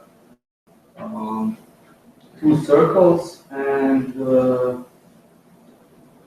we have like stripes between the two. Okay, let's try. So first, draw a circle, then copy, paste, and bring it maybe like this. Okay, so add different colors so we can recognize. So we can also add opacity here. You have these two circles, and when you add opacity, you can see this shape. Okay, so let's copy and paste these shapes, bring them down. So I'm trying to get this shape that's inside, so I can make it as a stripe. So I guess if I click here, I'll get this shape. So this is intersect. Okay, so now, I mean, there's hundreds of ways to do this. I'm going to do this on the most simple way. Okay, so now we have these three shapes. I'm going to copy this. So I have here.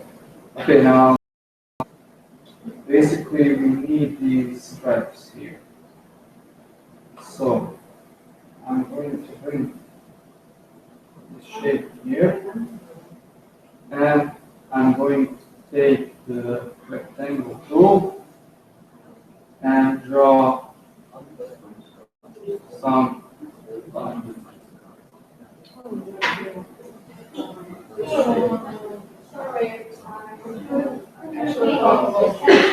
Okay. Okay, so here you have two circles, and when you select, you just go on this option, intersect. And when you click, it's going to bring only this part to it. You had it in the Pathfinder. It's the third one.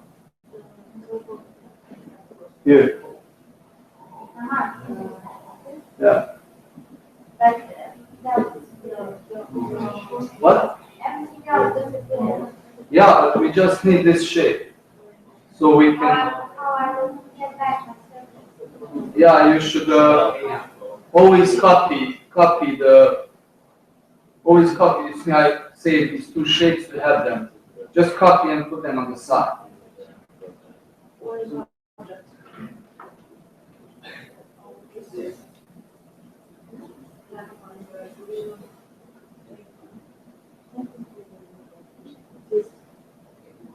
Okay, so now we need to make these stripes. So I'm going to take the rectangle tool and draw a shape. I'm going to put it in a different color. Maybe I'm going to put it in white.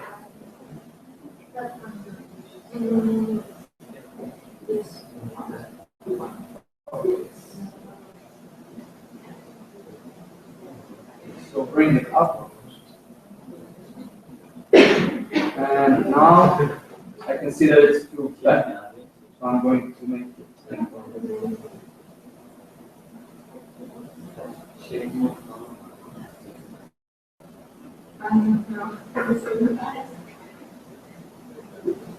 Do you need help?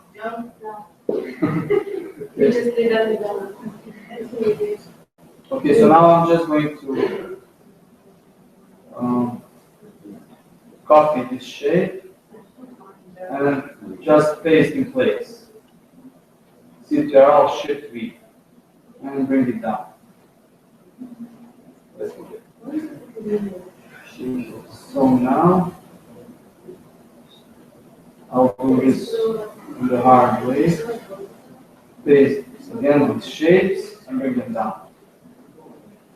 And again the same, just duplicate them. And again the same, bring them down. Okay, hold this to work. So bring them up, and so now you see they are not aligned well. So just go align, and you have this distribute object, vertical distribute center. And when you click here, this one, vertical distribute center.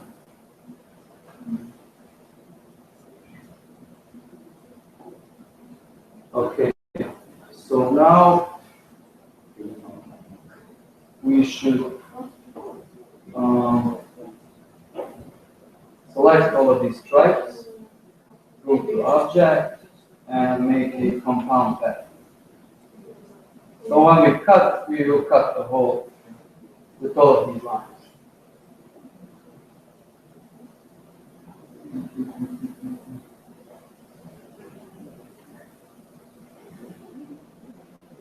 Okay, now select both of them and go to minus front. Okay, now we have not quite the same, but it's similar. Okay, so now, oh, here. This is the minus front. Okay, so now we can place this piece in the center of these two.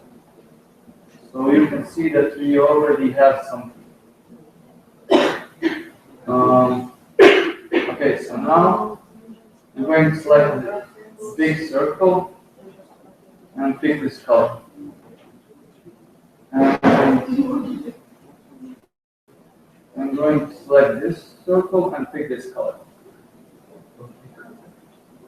Okay, so now we have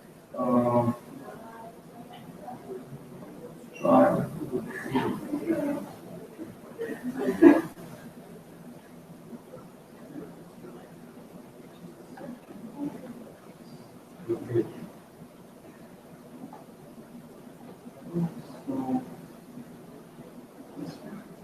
Purple one. Okay. Forgot to do. So now I'm going to bring up the red. And we have something. It's not quite the same, but it's maybe if we made these stripes a bit thinner, then it would work better. And I can repeat this.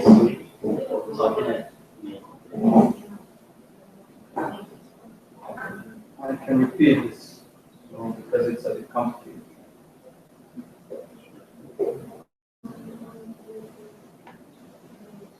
Okay, so now we have these two circles. We can leave this part.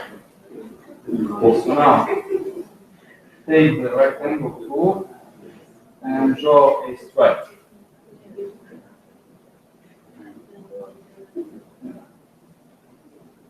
Okay, we will put another color. So take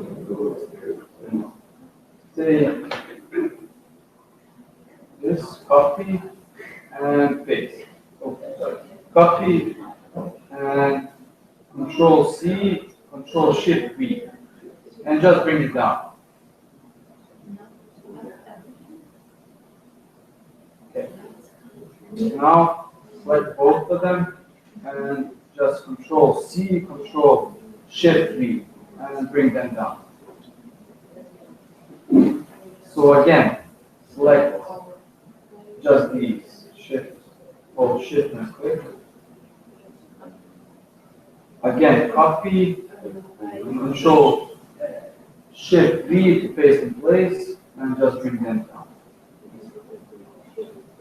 Okay, so now again, select all of them except this one. If you want to deselect this one, just hold shift and click.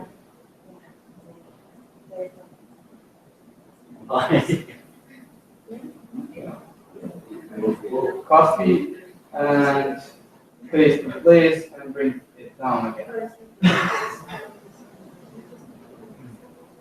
Okay, now we want these stripes to be the same spacing, have the same spacing. So go up to select the lines. Don't select this shape, just the lines. Go to align and vertical distribute center. Okay. So now we can delete this. And we can maybe move this a bit up. And we can now select all of the stripes and make them a compound pad. Okay. So now select both of them and go to minus front and deselect. Now we have this part, just bring it up here and place it here. So we'll put it in a different color. So just take this circle and take this color, take this, take the red color, and take the stripes and put them in the red color. So now we have the MasterCard logo. So now we want to make this these stripes and the circle one object. So we select both and go to Unite here. Oh, sorry. We have to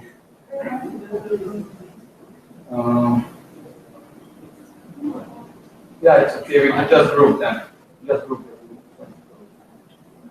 I think we must go to band. Try now. Did you say minus front? Yeah, minus front. Are you cutting the stripes? Yes. You must make them as a compound pad. Select all the stripes and go to compound pad make. But just the stripes, just like the stripes.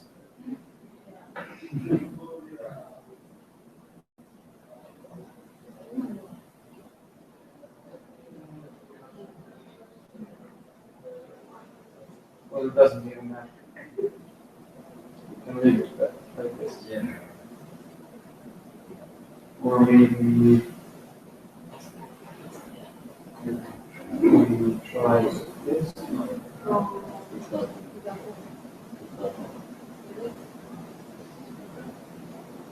Okay, so this is happening because we have a circle behind. Okay, now we can just select the shapes and cut them into the yellow circle, yeah. We cut. Now we have this shape and yeah, so this. For the font, I'm not sure. It's $500. Yeah. I don't have. Well, maybe we can find fonts and Well, exactly. similar fonts. Okay, so here people suggested this is the identified font. No. This my fonts must be, maybe try this. Yeah, that's the one. This one is not working and this one also is commercial.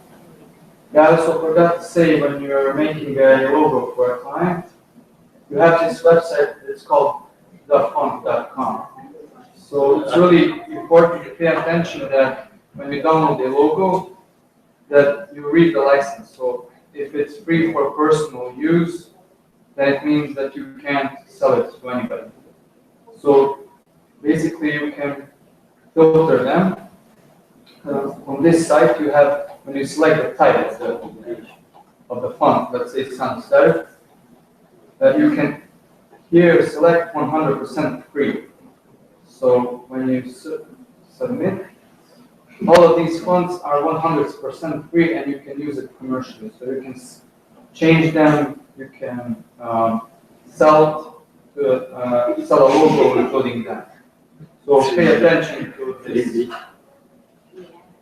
because that company or that person could have problems if the logo is only for personal use. Okay, so now maybe we can try find MasterCard. Well, let's just use some random font. It's important to make. Let's write master. I selected the previous one rather than and just put the white color. Okay, so you see now I did the text box. I'll do it again because I want the text box. Okay, now just go to text and click here and MasterCard. Okay, so let's place it here with the arrows. Okay, now we want it to be a bit tilted like here. Again, you can use the shear tool. Just click on the font and click on the left click, holding shift, we can tilt the font. Okay, so when we're done, don't forget to copy your original font and paste it somewhere here. Just have like for backup, because sometimes the client can ask you what was the font you used, because he wants to make some other branding material with this font. So now when you finished, just go create outlines, and you have your logo done. So you finished your logo and you want to present it to your client. There's a really cool way to do this. Okay, so now go on Google and write free logo, but you use Photoshop for this mock-up. Okay, so here we can find some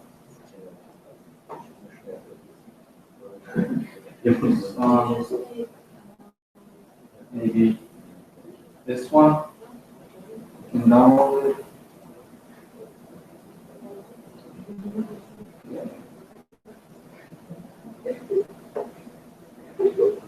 Let's find another one.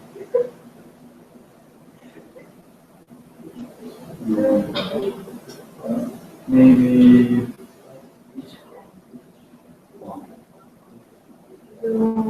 well, let's find something. But I think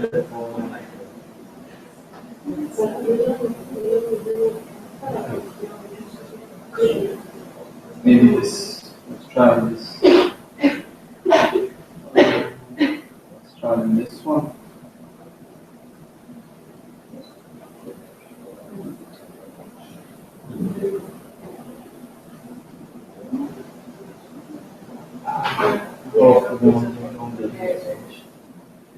Tweak anything with this one. So when you're presenting your logo to a client, you want him to get the best feeling for the logo. So mockups are one way to present your logo in a realistic way. These are some free ones. Maybe not that much good in quality, but I just want to show you the way how it presents. Okay, so now this is the mockup, and you see we can double click here to open another layer where we can put our logo. So now we go back into Illustrator, and let's say take this logo that we made. For instance, this logo, and go back in Photoshop and paste it. A smart object. Resize the logo. Doesn't matter. The blacks are different. Okay. So go Command Ctrl+S to save, and now you have a cool way to present your client.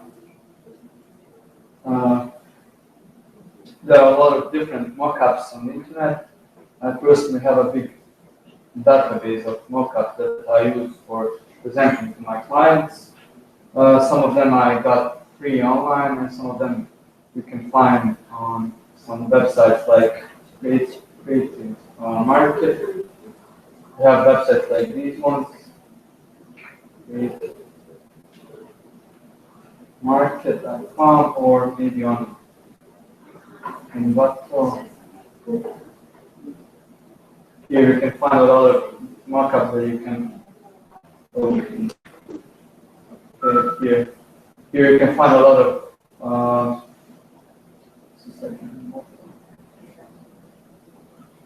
mockups. Yeah, here on Graphic River, it's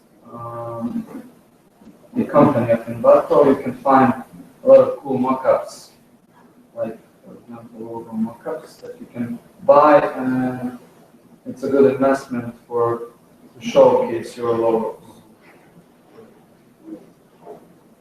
Like for example this one, it's a really cool way to present the logo.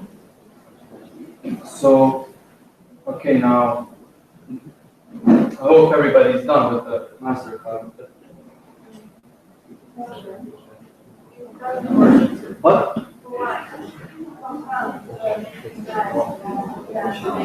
Wait,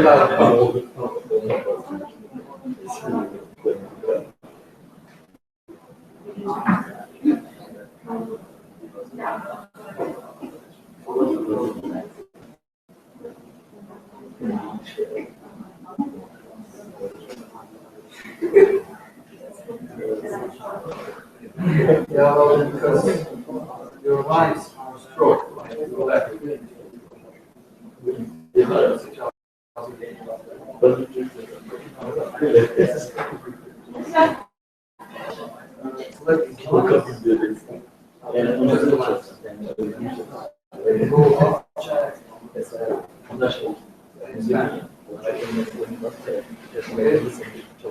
And now make them contact and then they can cut.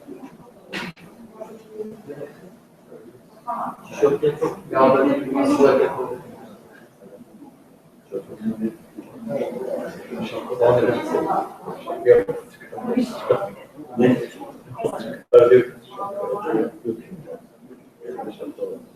No, you have a line with stroke. Because this is for strokes. This is what you want.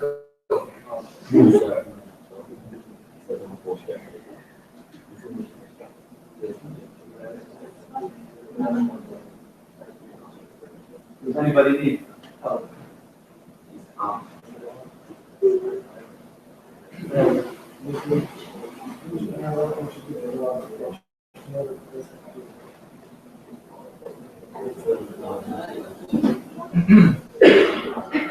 We have a question.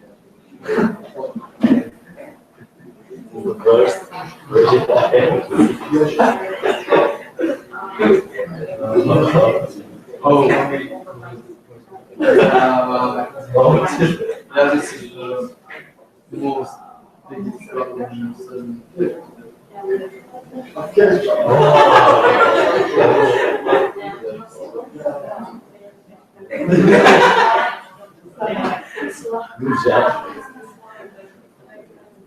I think you had to speak.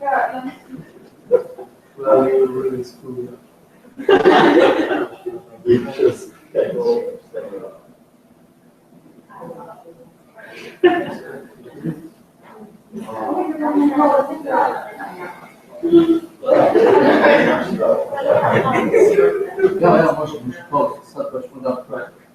Okay, so now we can take a break, and after the break, we can design, everybody can design a logo for themselves for a topic that we will choose.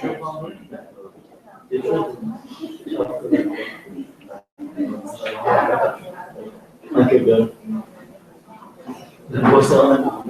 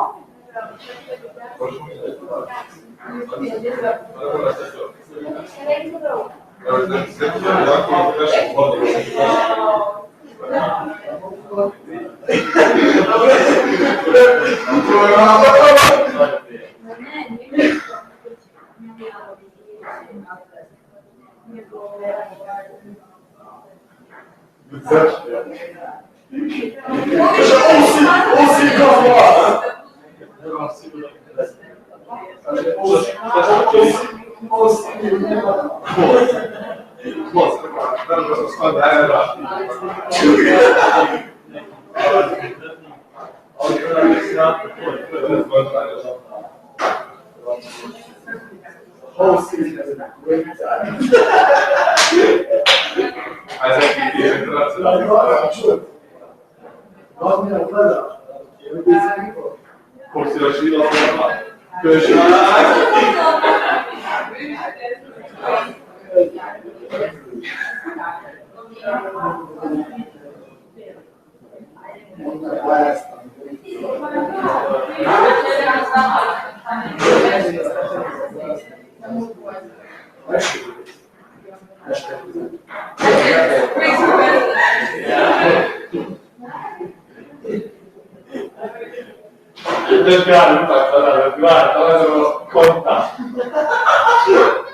那你这样子吧。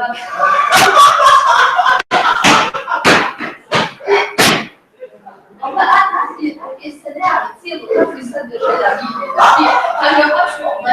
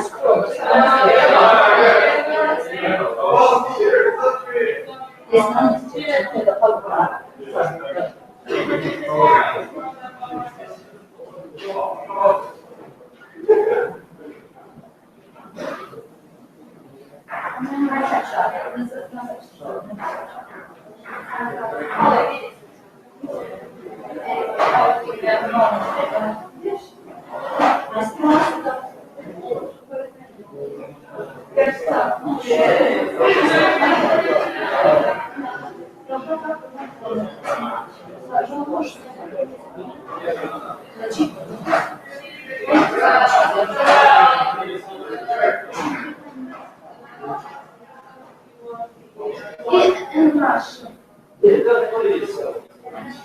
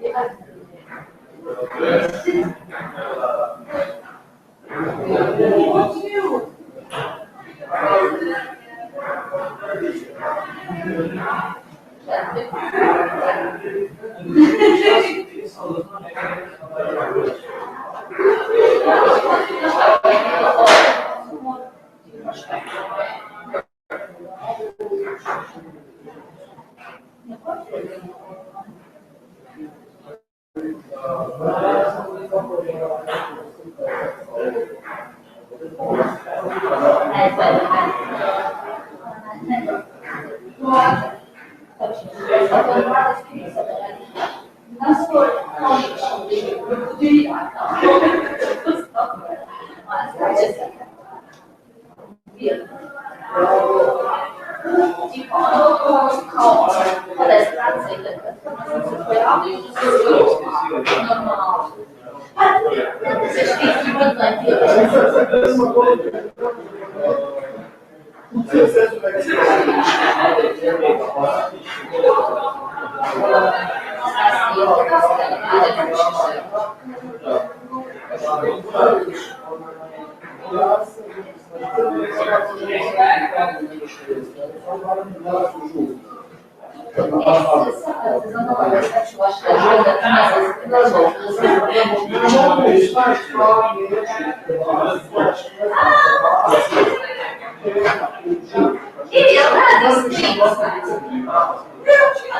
I da možemo Milano.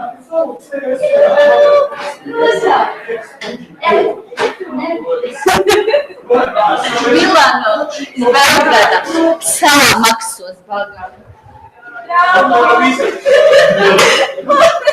Sačekaj.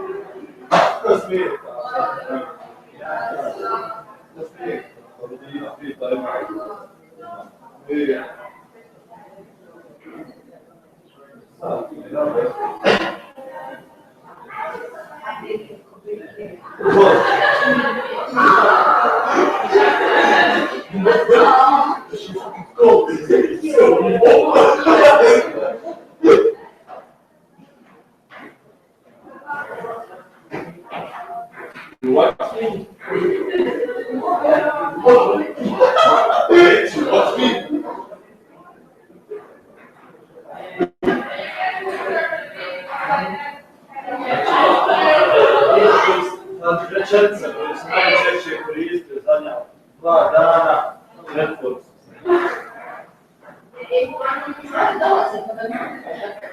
Ko? Koji? Kada? Ja mislim da su to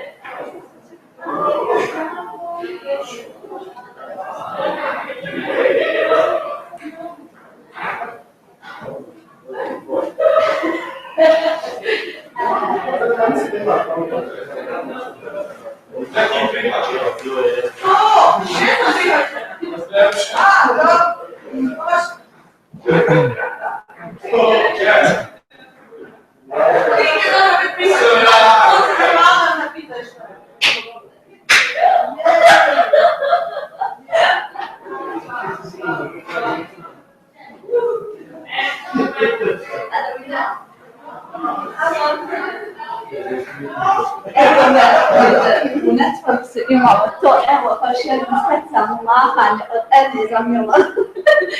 Šta ima?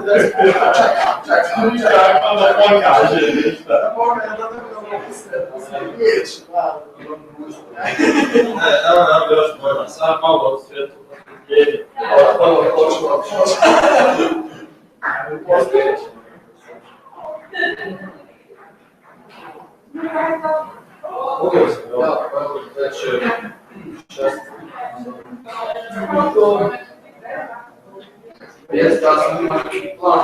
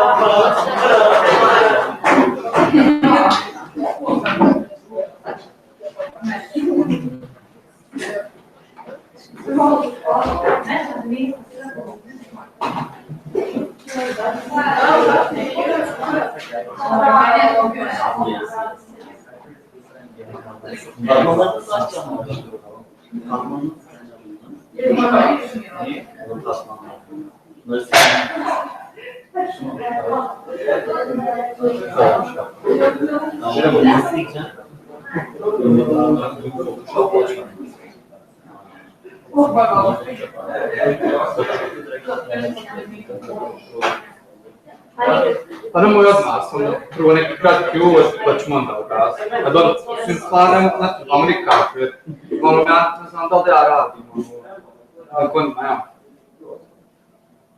Okay, so now I was thinking that you guys try to make a logo for yourself, and maybe the easiest topic would be to make a logo for an organization that saves environment or something like that. So basically, when I start to design a logo, I first draw some sketches. So here I have a special paper that has dots here, so I can easily write lines if somebody wants just it. So basically, first you can write you can figure out the name of the organization. You can write it lowercase, uppercase, just to see how the logo would feel. Because I prefer more to draw on paper first, because you're more free than in Illustrator, because with hand you can draw different shapes, and you can just be free to draw different shapes of maybe leaves or a tree or something similar. So bear in mind that logo would be when designing a logo, bear in mind that logo could be really small or really large. So it's really important that it looks good when it's tiny and when it's big. So I don't know, just figure out some name of the organization and try to use, when you say environment, you think of maybe some browns, earthy colors, green, leaves, trees, and some similar stuff. So you can search up on Google to get some inspiration. Also, there are a few websites that, like Logo Font, here you have some great ideas. So you can see, maybe try Earth and see what comes up. You know, maybe green environment.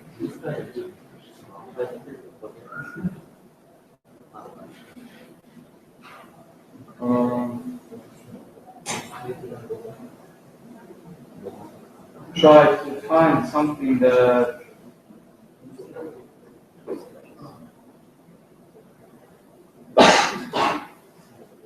or maybe type tree.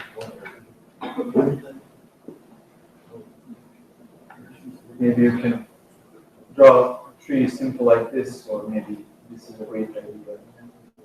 Or maybe if you see the leaf at the end of the letter, or maybe like this. This is really nice. Or maybe this. You can draw the leaves with the ellipse tool, and you can draw this part with the pen tool. So maybe while you're thinking, okay, so I will show you how to draw a basic leaf. So we use the ellipse tool, draw this shape, do it, and just bring up these handles. You see the handles? Just bring them up. Okay, so you can do it maybe like this.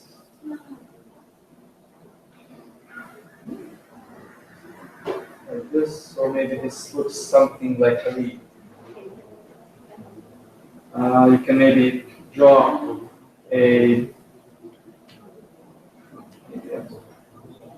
something like this, and make it a stroke, and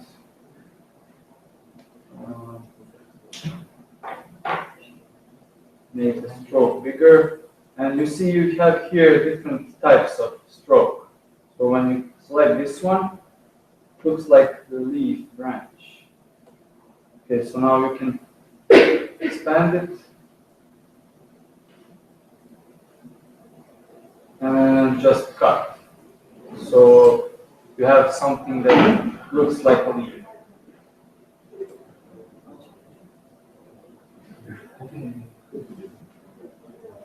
Let's search.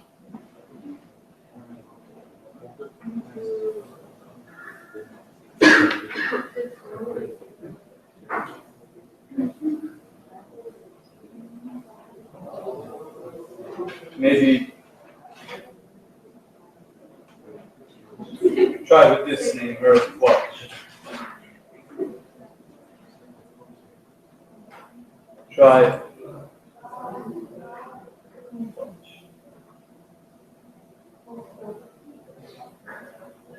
with this name maybe, or I don't know.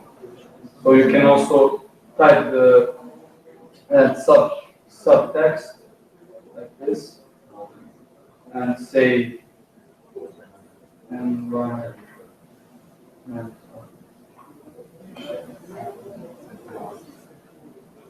So it's like just a sub. So feel free to try different shapes, different ideas. Maybe you can here add caps letters. So maybe you can try like this and align it. Make it smaller.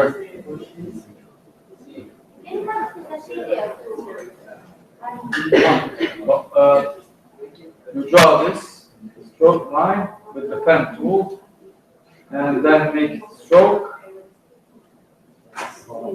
And when you make the stroke, go to the select tool and click on the pad.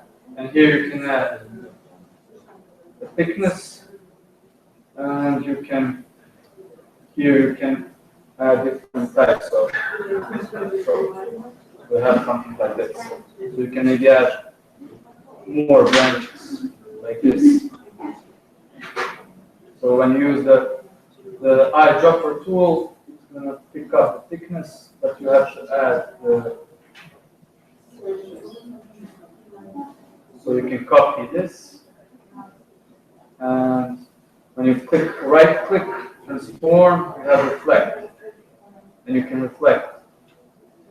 You will have options horizontal, vertical, and you can rotate like this, and add another branch. Try. You can also, when you go on this site, top font. Here you can type the name. So we can get a preview of the font of your name. So you can maybe something soft, or maybe just small caps. Maybe try small caps, but try this part to be maybe a bit more bold, like this. Maybe add a few leaves, but you do your own idea, don't do something.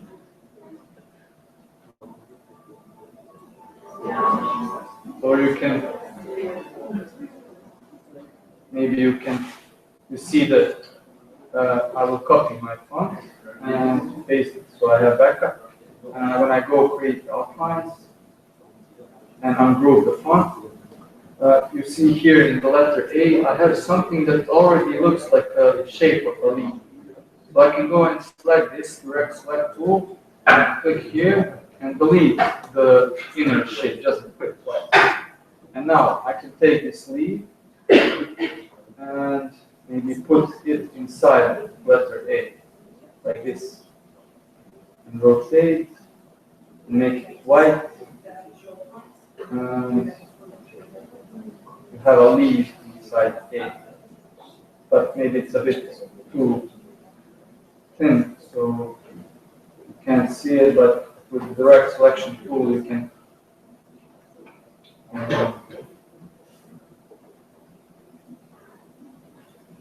maybe you can make it thicker.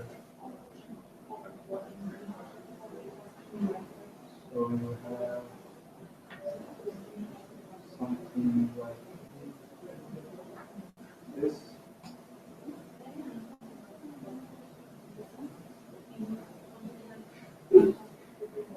Okay, so now when I zoom out, I can see the shape of the leaf. Or you can maybe add somewhere on the end of the letter leaf. Maybe here.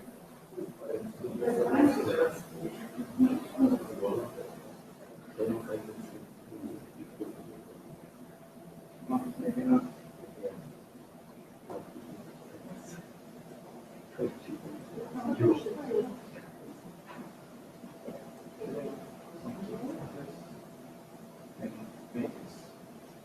Smaller. There's a different font.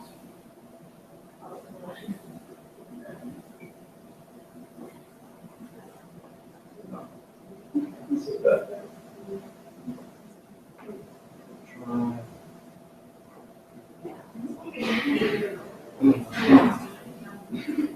is nice. You add some spacing.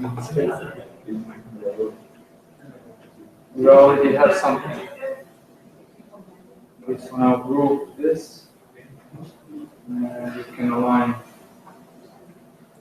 everything. Maybe make it smaller.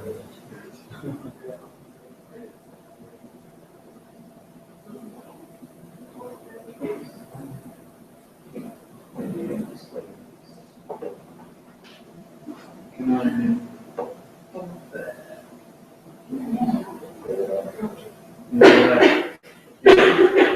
line was on each one.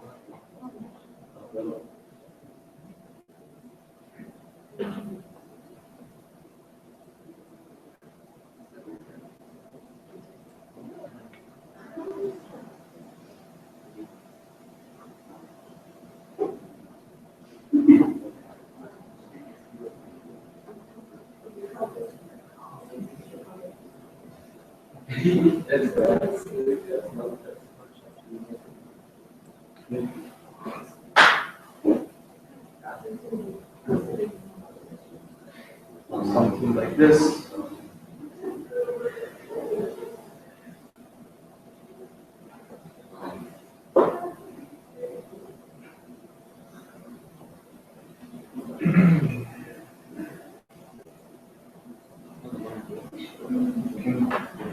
Search Google Earth color.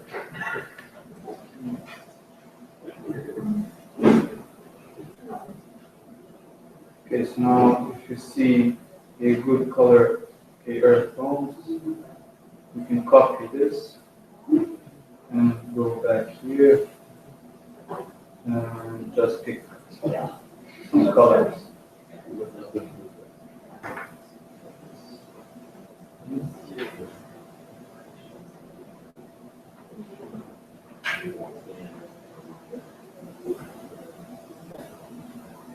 Okay, so this is some basic idea, but maybe you try something.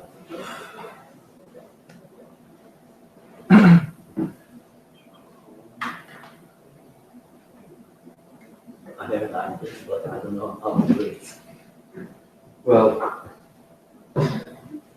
let me help.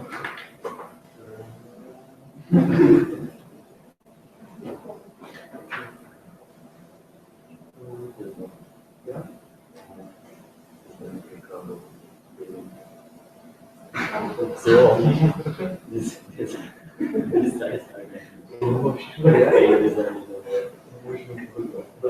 What's this? cover, and these are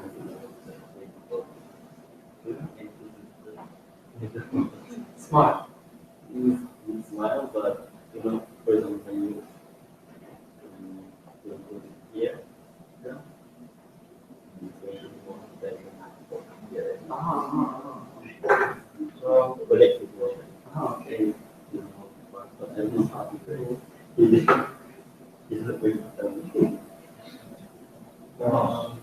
Well, if you want to draw a I think we have to start like with this. circle, well, just draw a circle. Yeah, it's easy. Draw a circle.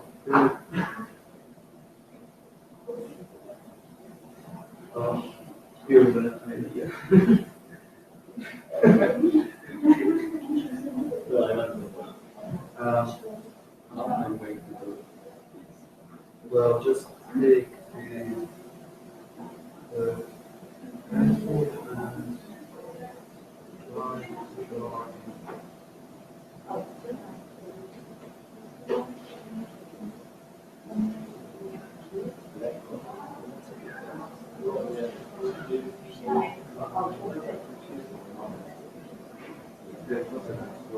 Okay, so the best way to draw is to try to this way. Just copy it and try. Just copy it. Okay. save. No, just copy.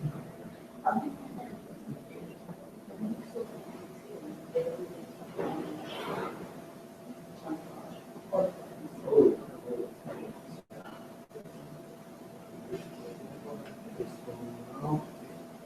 Just paste it and try to follow the lines with the pencil. That's the best way to practice the pencil because the pencil is very important. So just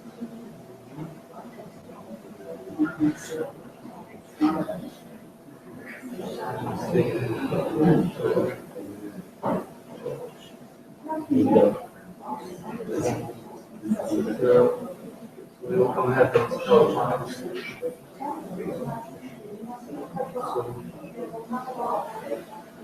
Just try to show.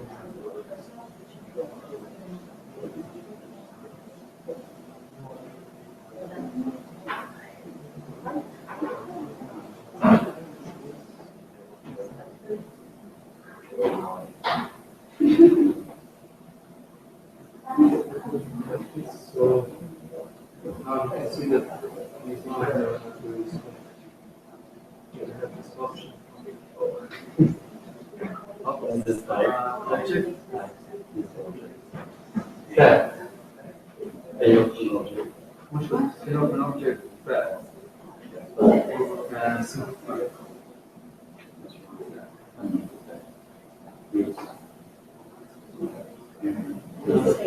Just okay, so now we can go here to view. You can see when you move this, that drops. So you can now play with this to get better result. Is this okay? You can see.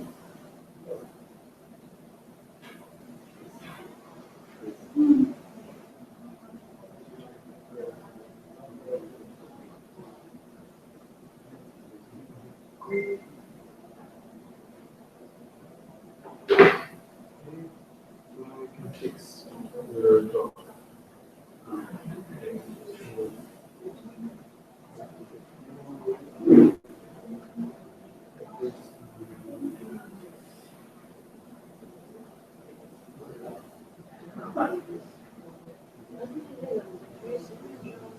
No, just that the path is just follow the line. Drop. Okay, so now you have to drop. You can edit it more.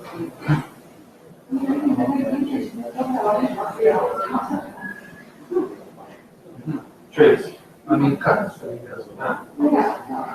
You must select all the best parts. Select all the best parts. No, you must first select all the parts. Go object. Stamp. Yeah. And now just click again, select all of them. You must select the small parts. And make one of them. Okay, so now you can, but you have two. Yeah. So now just select the branch, the black, or copy. And then click here. Now you must hold shift and cut. And now you must and then just see video. Yeah.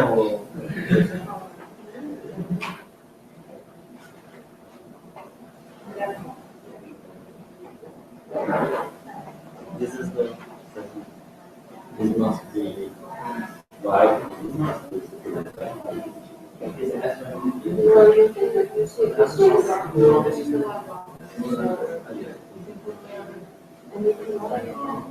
This one.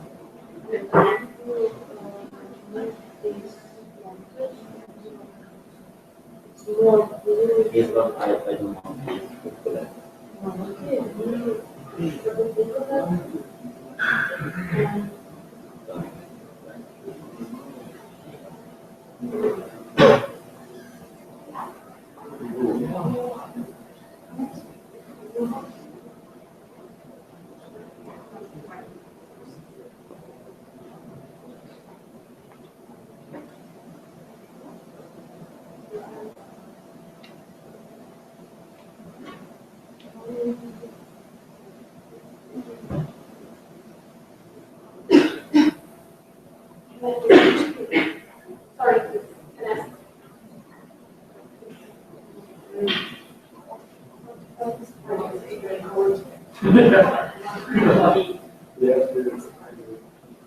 Sorry, can I ask?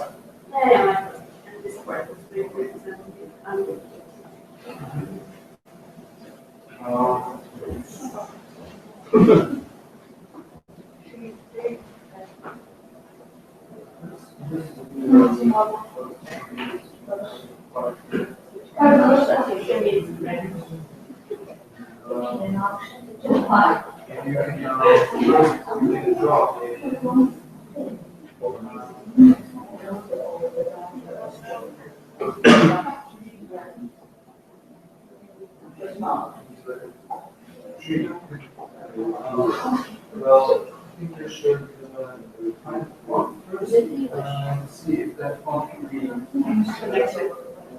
Yeah, maybe some font can be draw. Incorporated with the. So you can find on the font website. The font.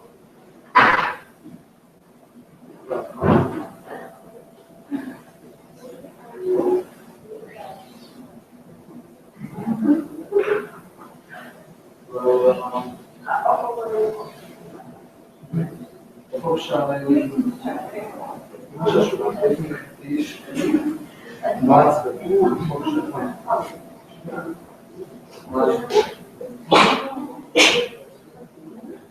Now to over the family, agree and try to put it here and use the pen tool and try to draw around. Okay, I want to make something about how I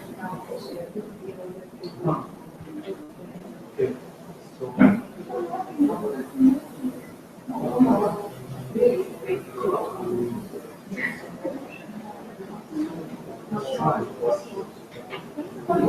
Basically,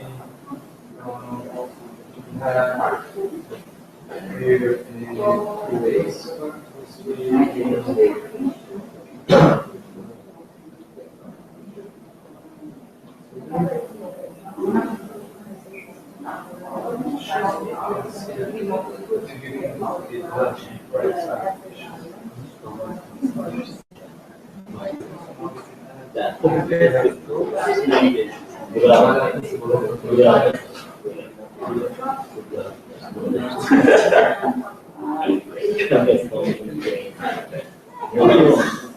Tabii bu arada şey, Golden Tool var. Bununla şimdi yapıyor hala bir karanlık aşağıdan bir yere. Aşağıdan yanından yok bir şey var ya, daha koyu yani. O koyu aşağıdan. Karanlık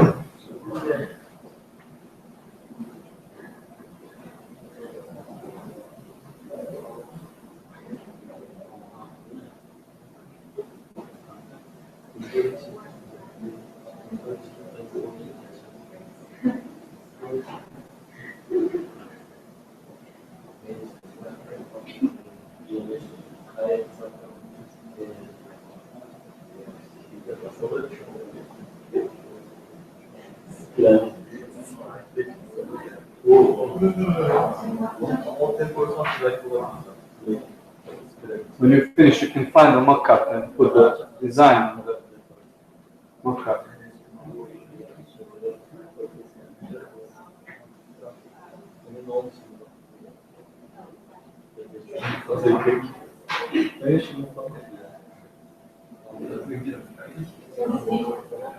Eu vou caminhar na dentro do Ásia.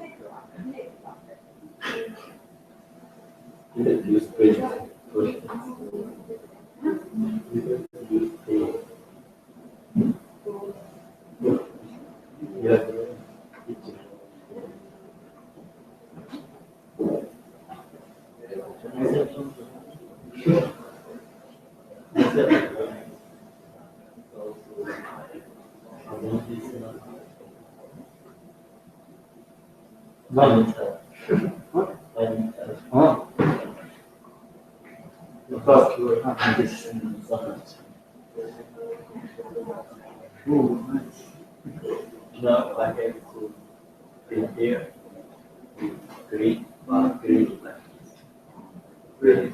Yes. And Let me see how to make. Well, there's a big problem.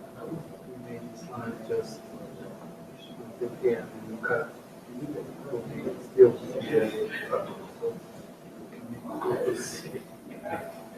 is it even strong yet?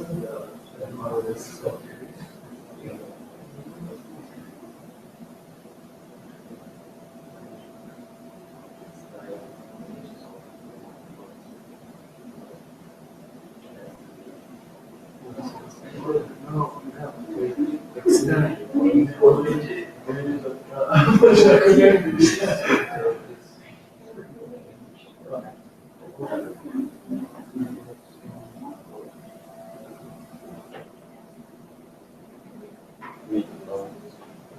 Because you need to cut the middle because you want these parts to be separate.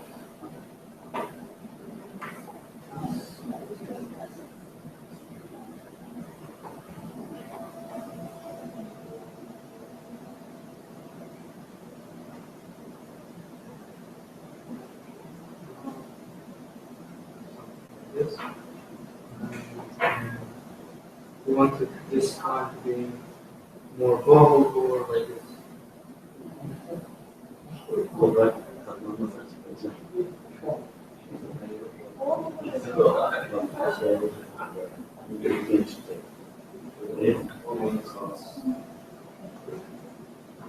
And I want to do this like this one is under of this page.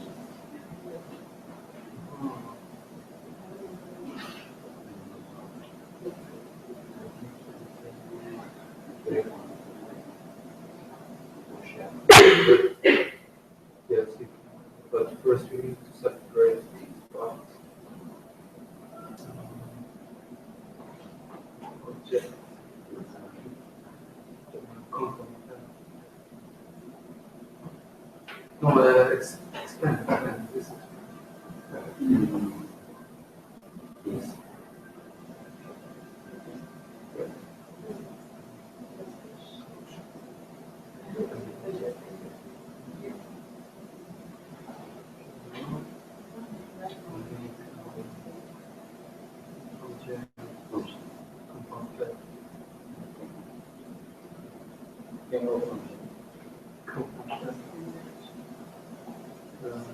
The button. Component. This.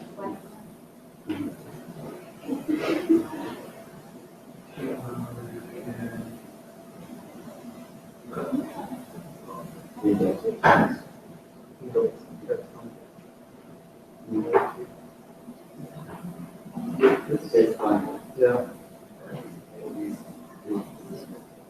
this is our. Okay. Can you please show us that from the window?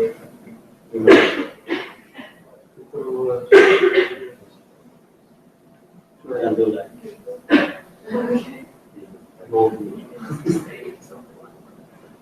Translation is funny. Right.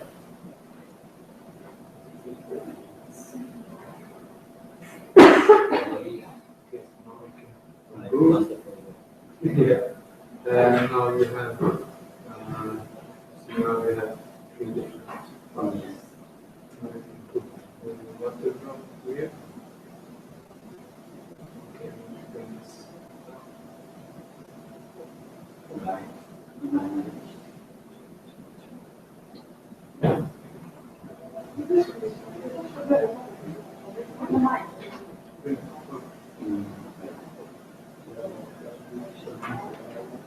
Now you can add gradient.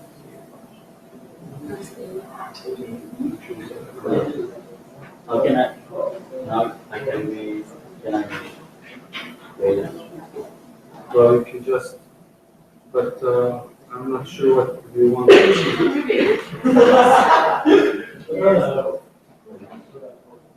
this is the thing, and this is the, I want to do that. I want to make it.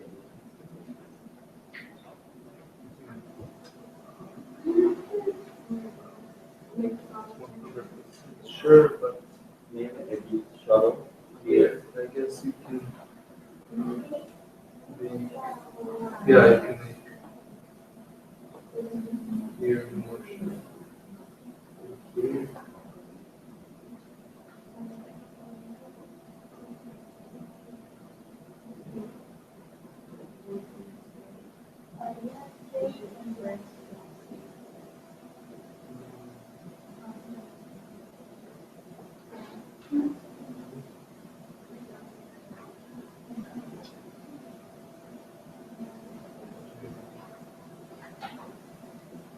like this.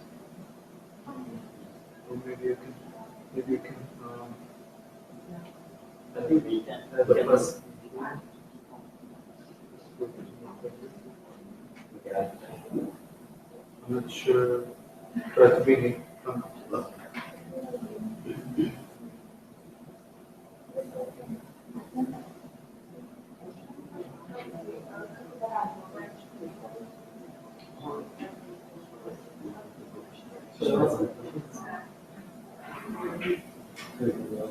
The phone first.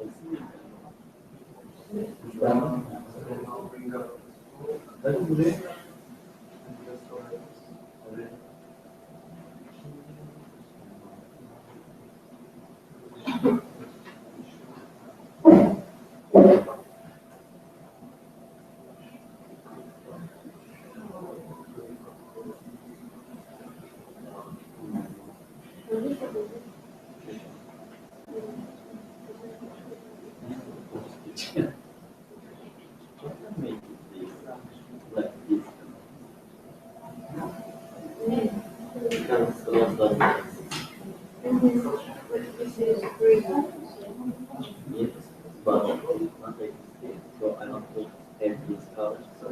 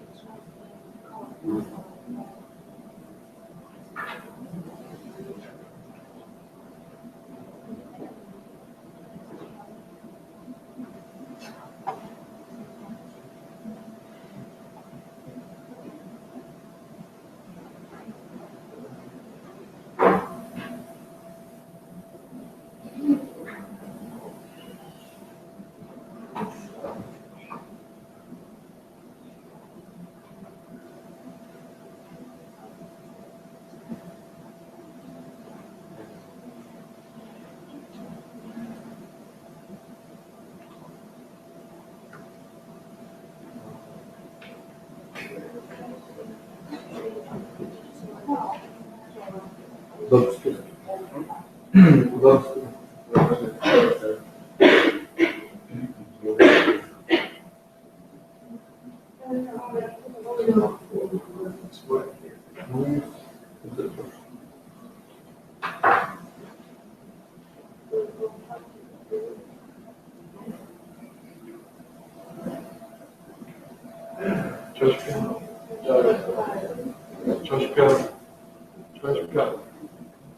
Hey, that's it.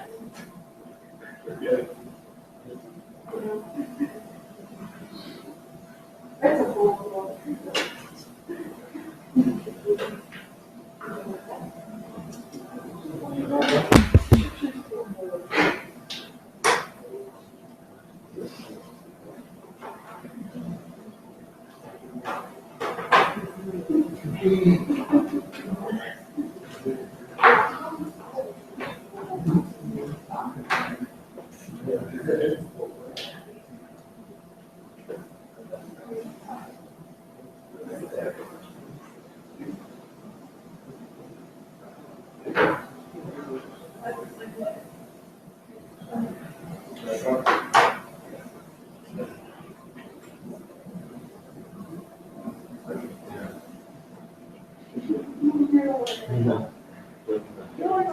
I think it's okay.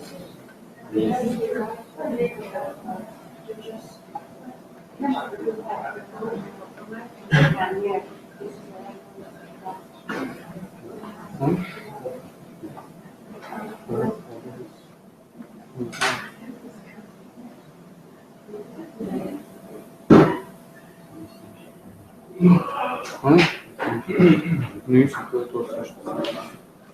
Imamo zakon je 5 pana, mislim da skoro rezultata. Ajmo, ma dobro, bilo je 5. Ovo je konta.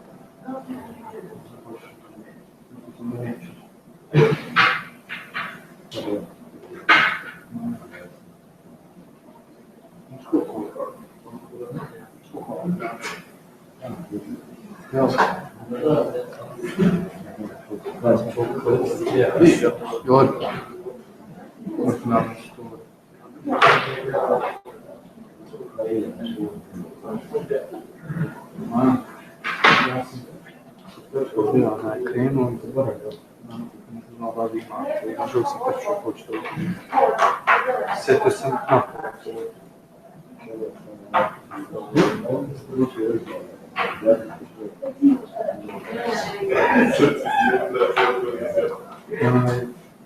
Kada je ona iOS čuja moćno raditi bez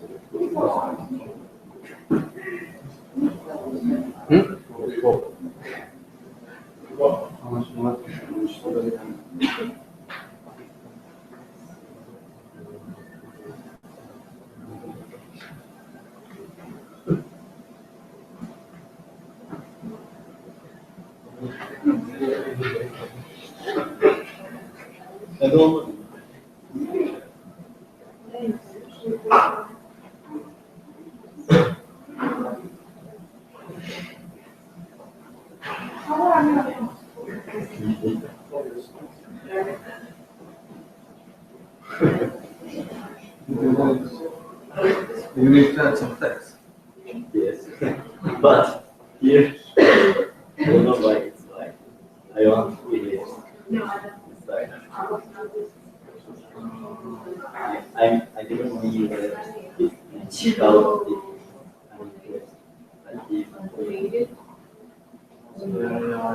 I know what you're saying, but yeah, but you know, So we can. the logos are mostly flat, just something like this, or just simple shapes. When you make this shape, it will be too much. Okay, So maybe just try. Can I feel this side of this? Like water is between the. Yeah. Well, because we believe the strokes, but maybe you can just draw.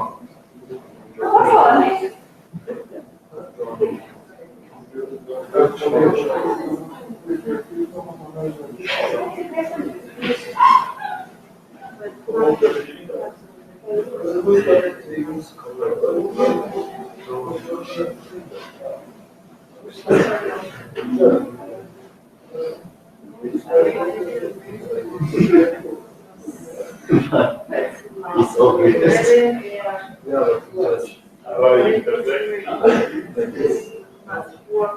Maybe. It's good enough. For me, it looks like farm fields and water is one.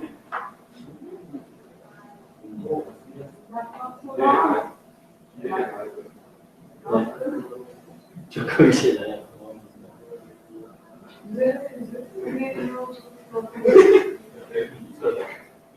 Tamam.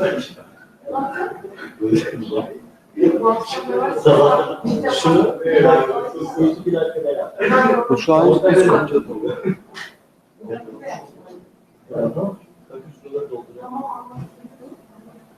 Okay, so I hope you finished your designs and you're satisfied with them.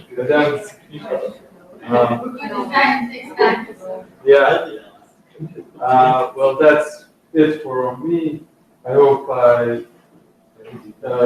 you learned something, and I hope I was good teacher, and that's it.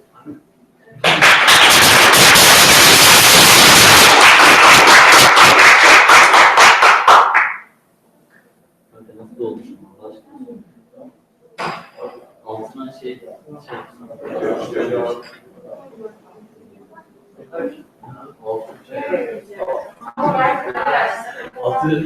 Thank you for watching us.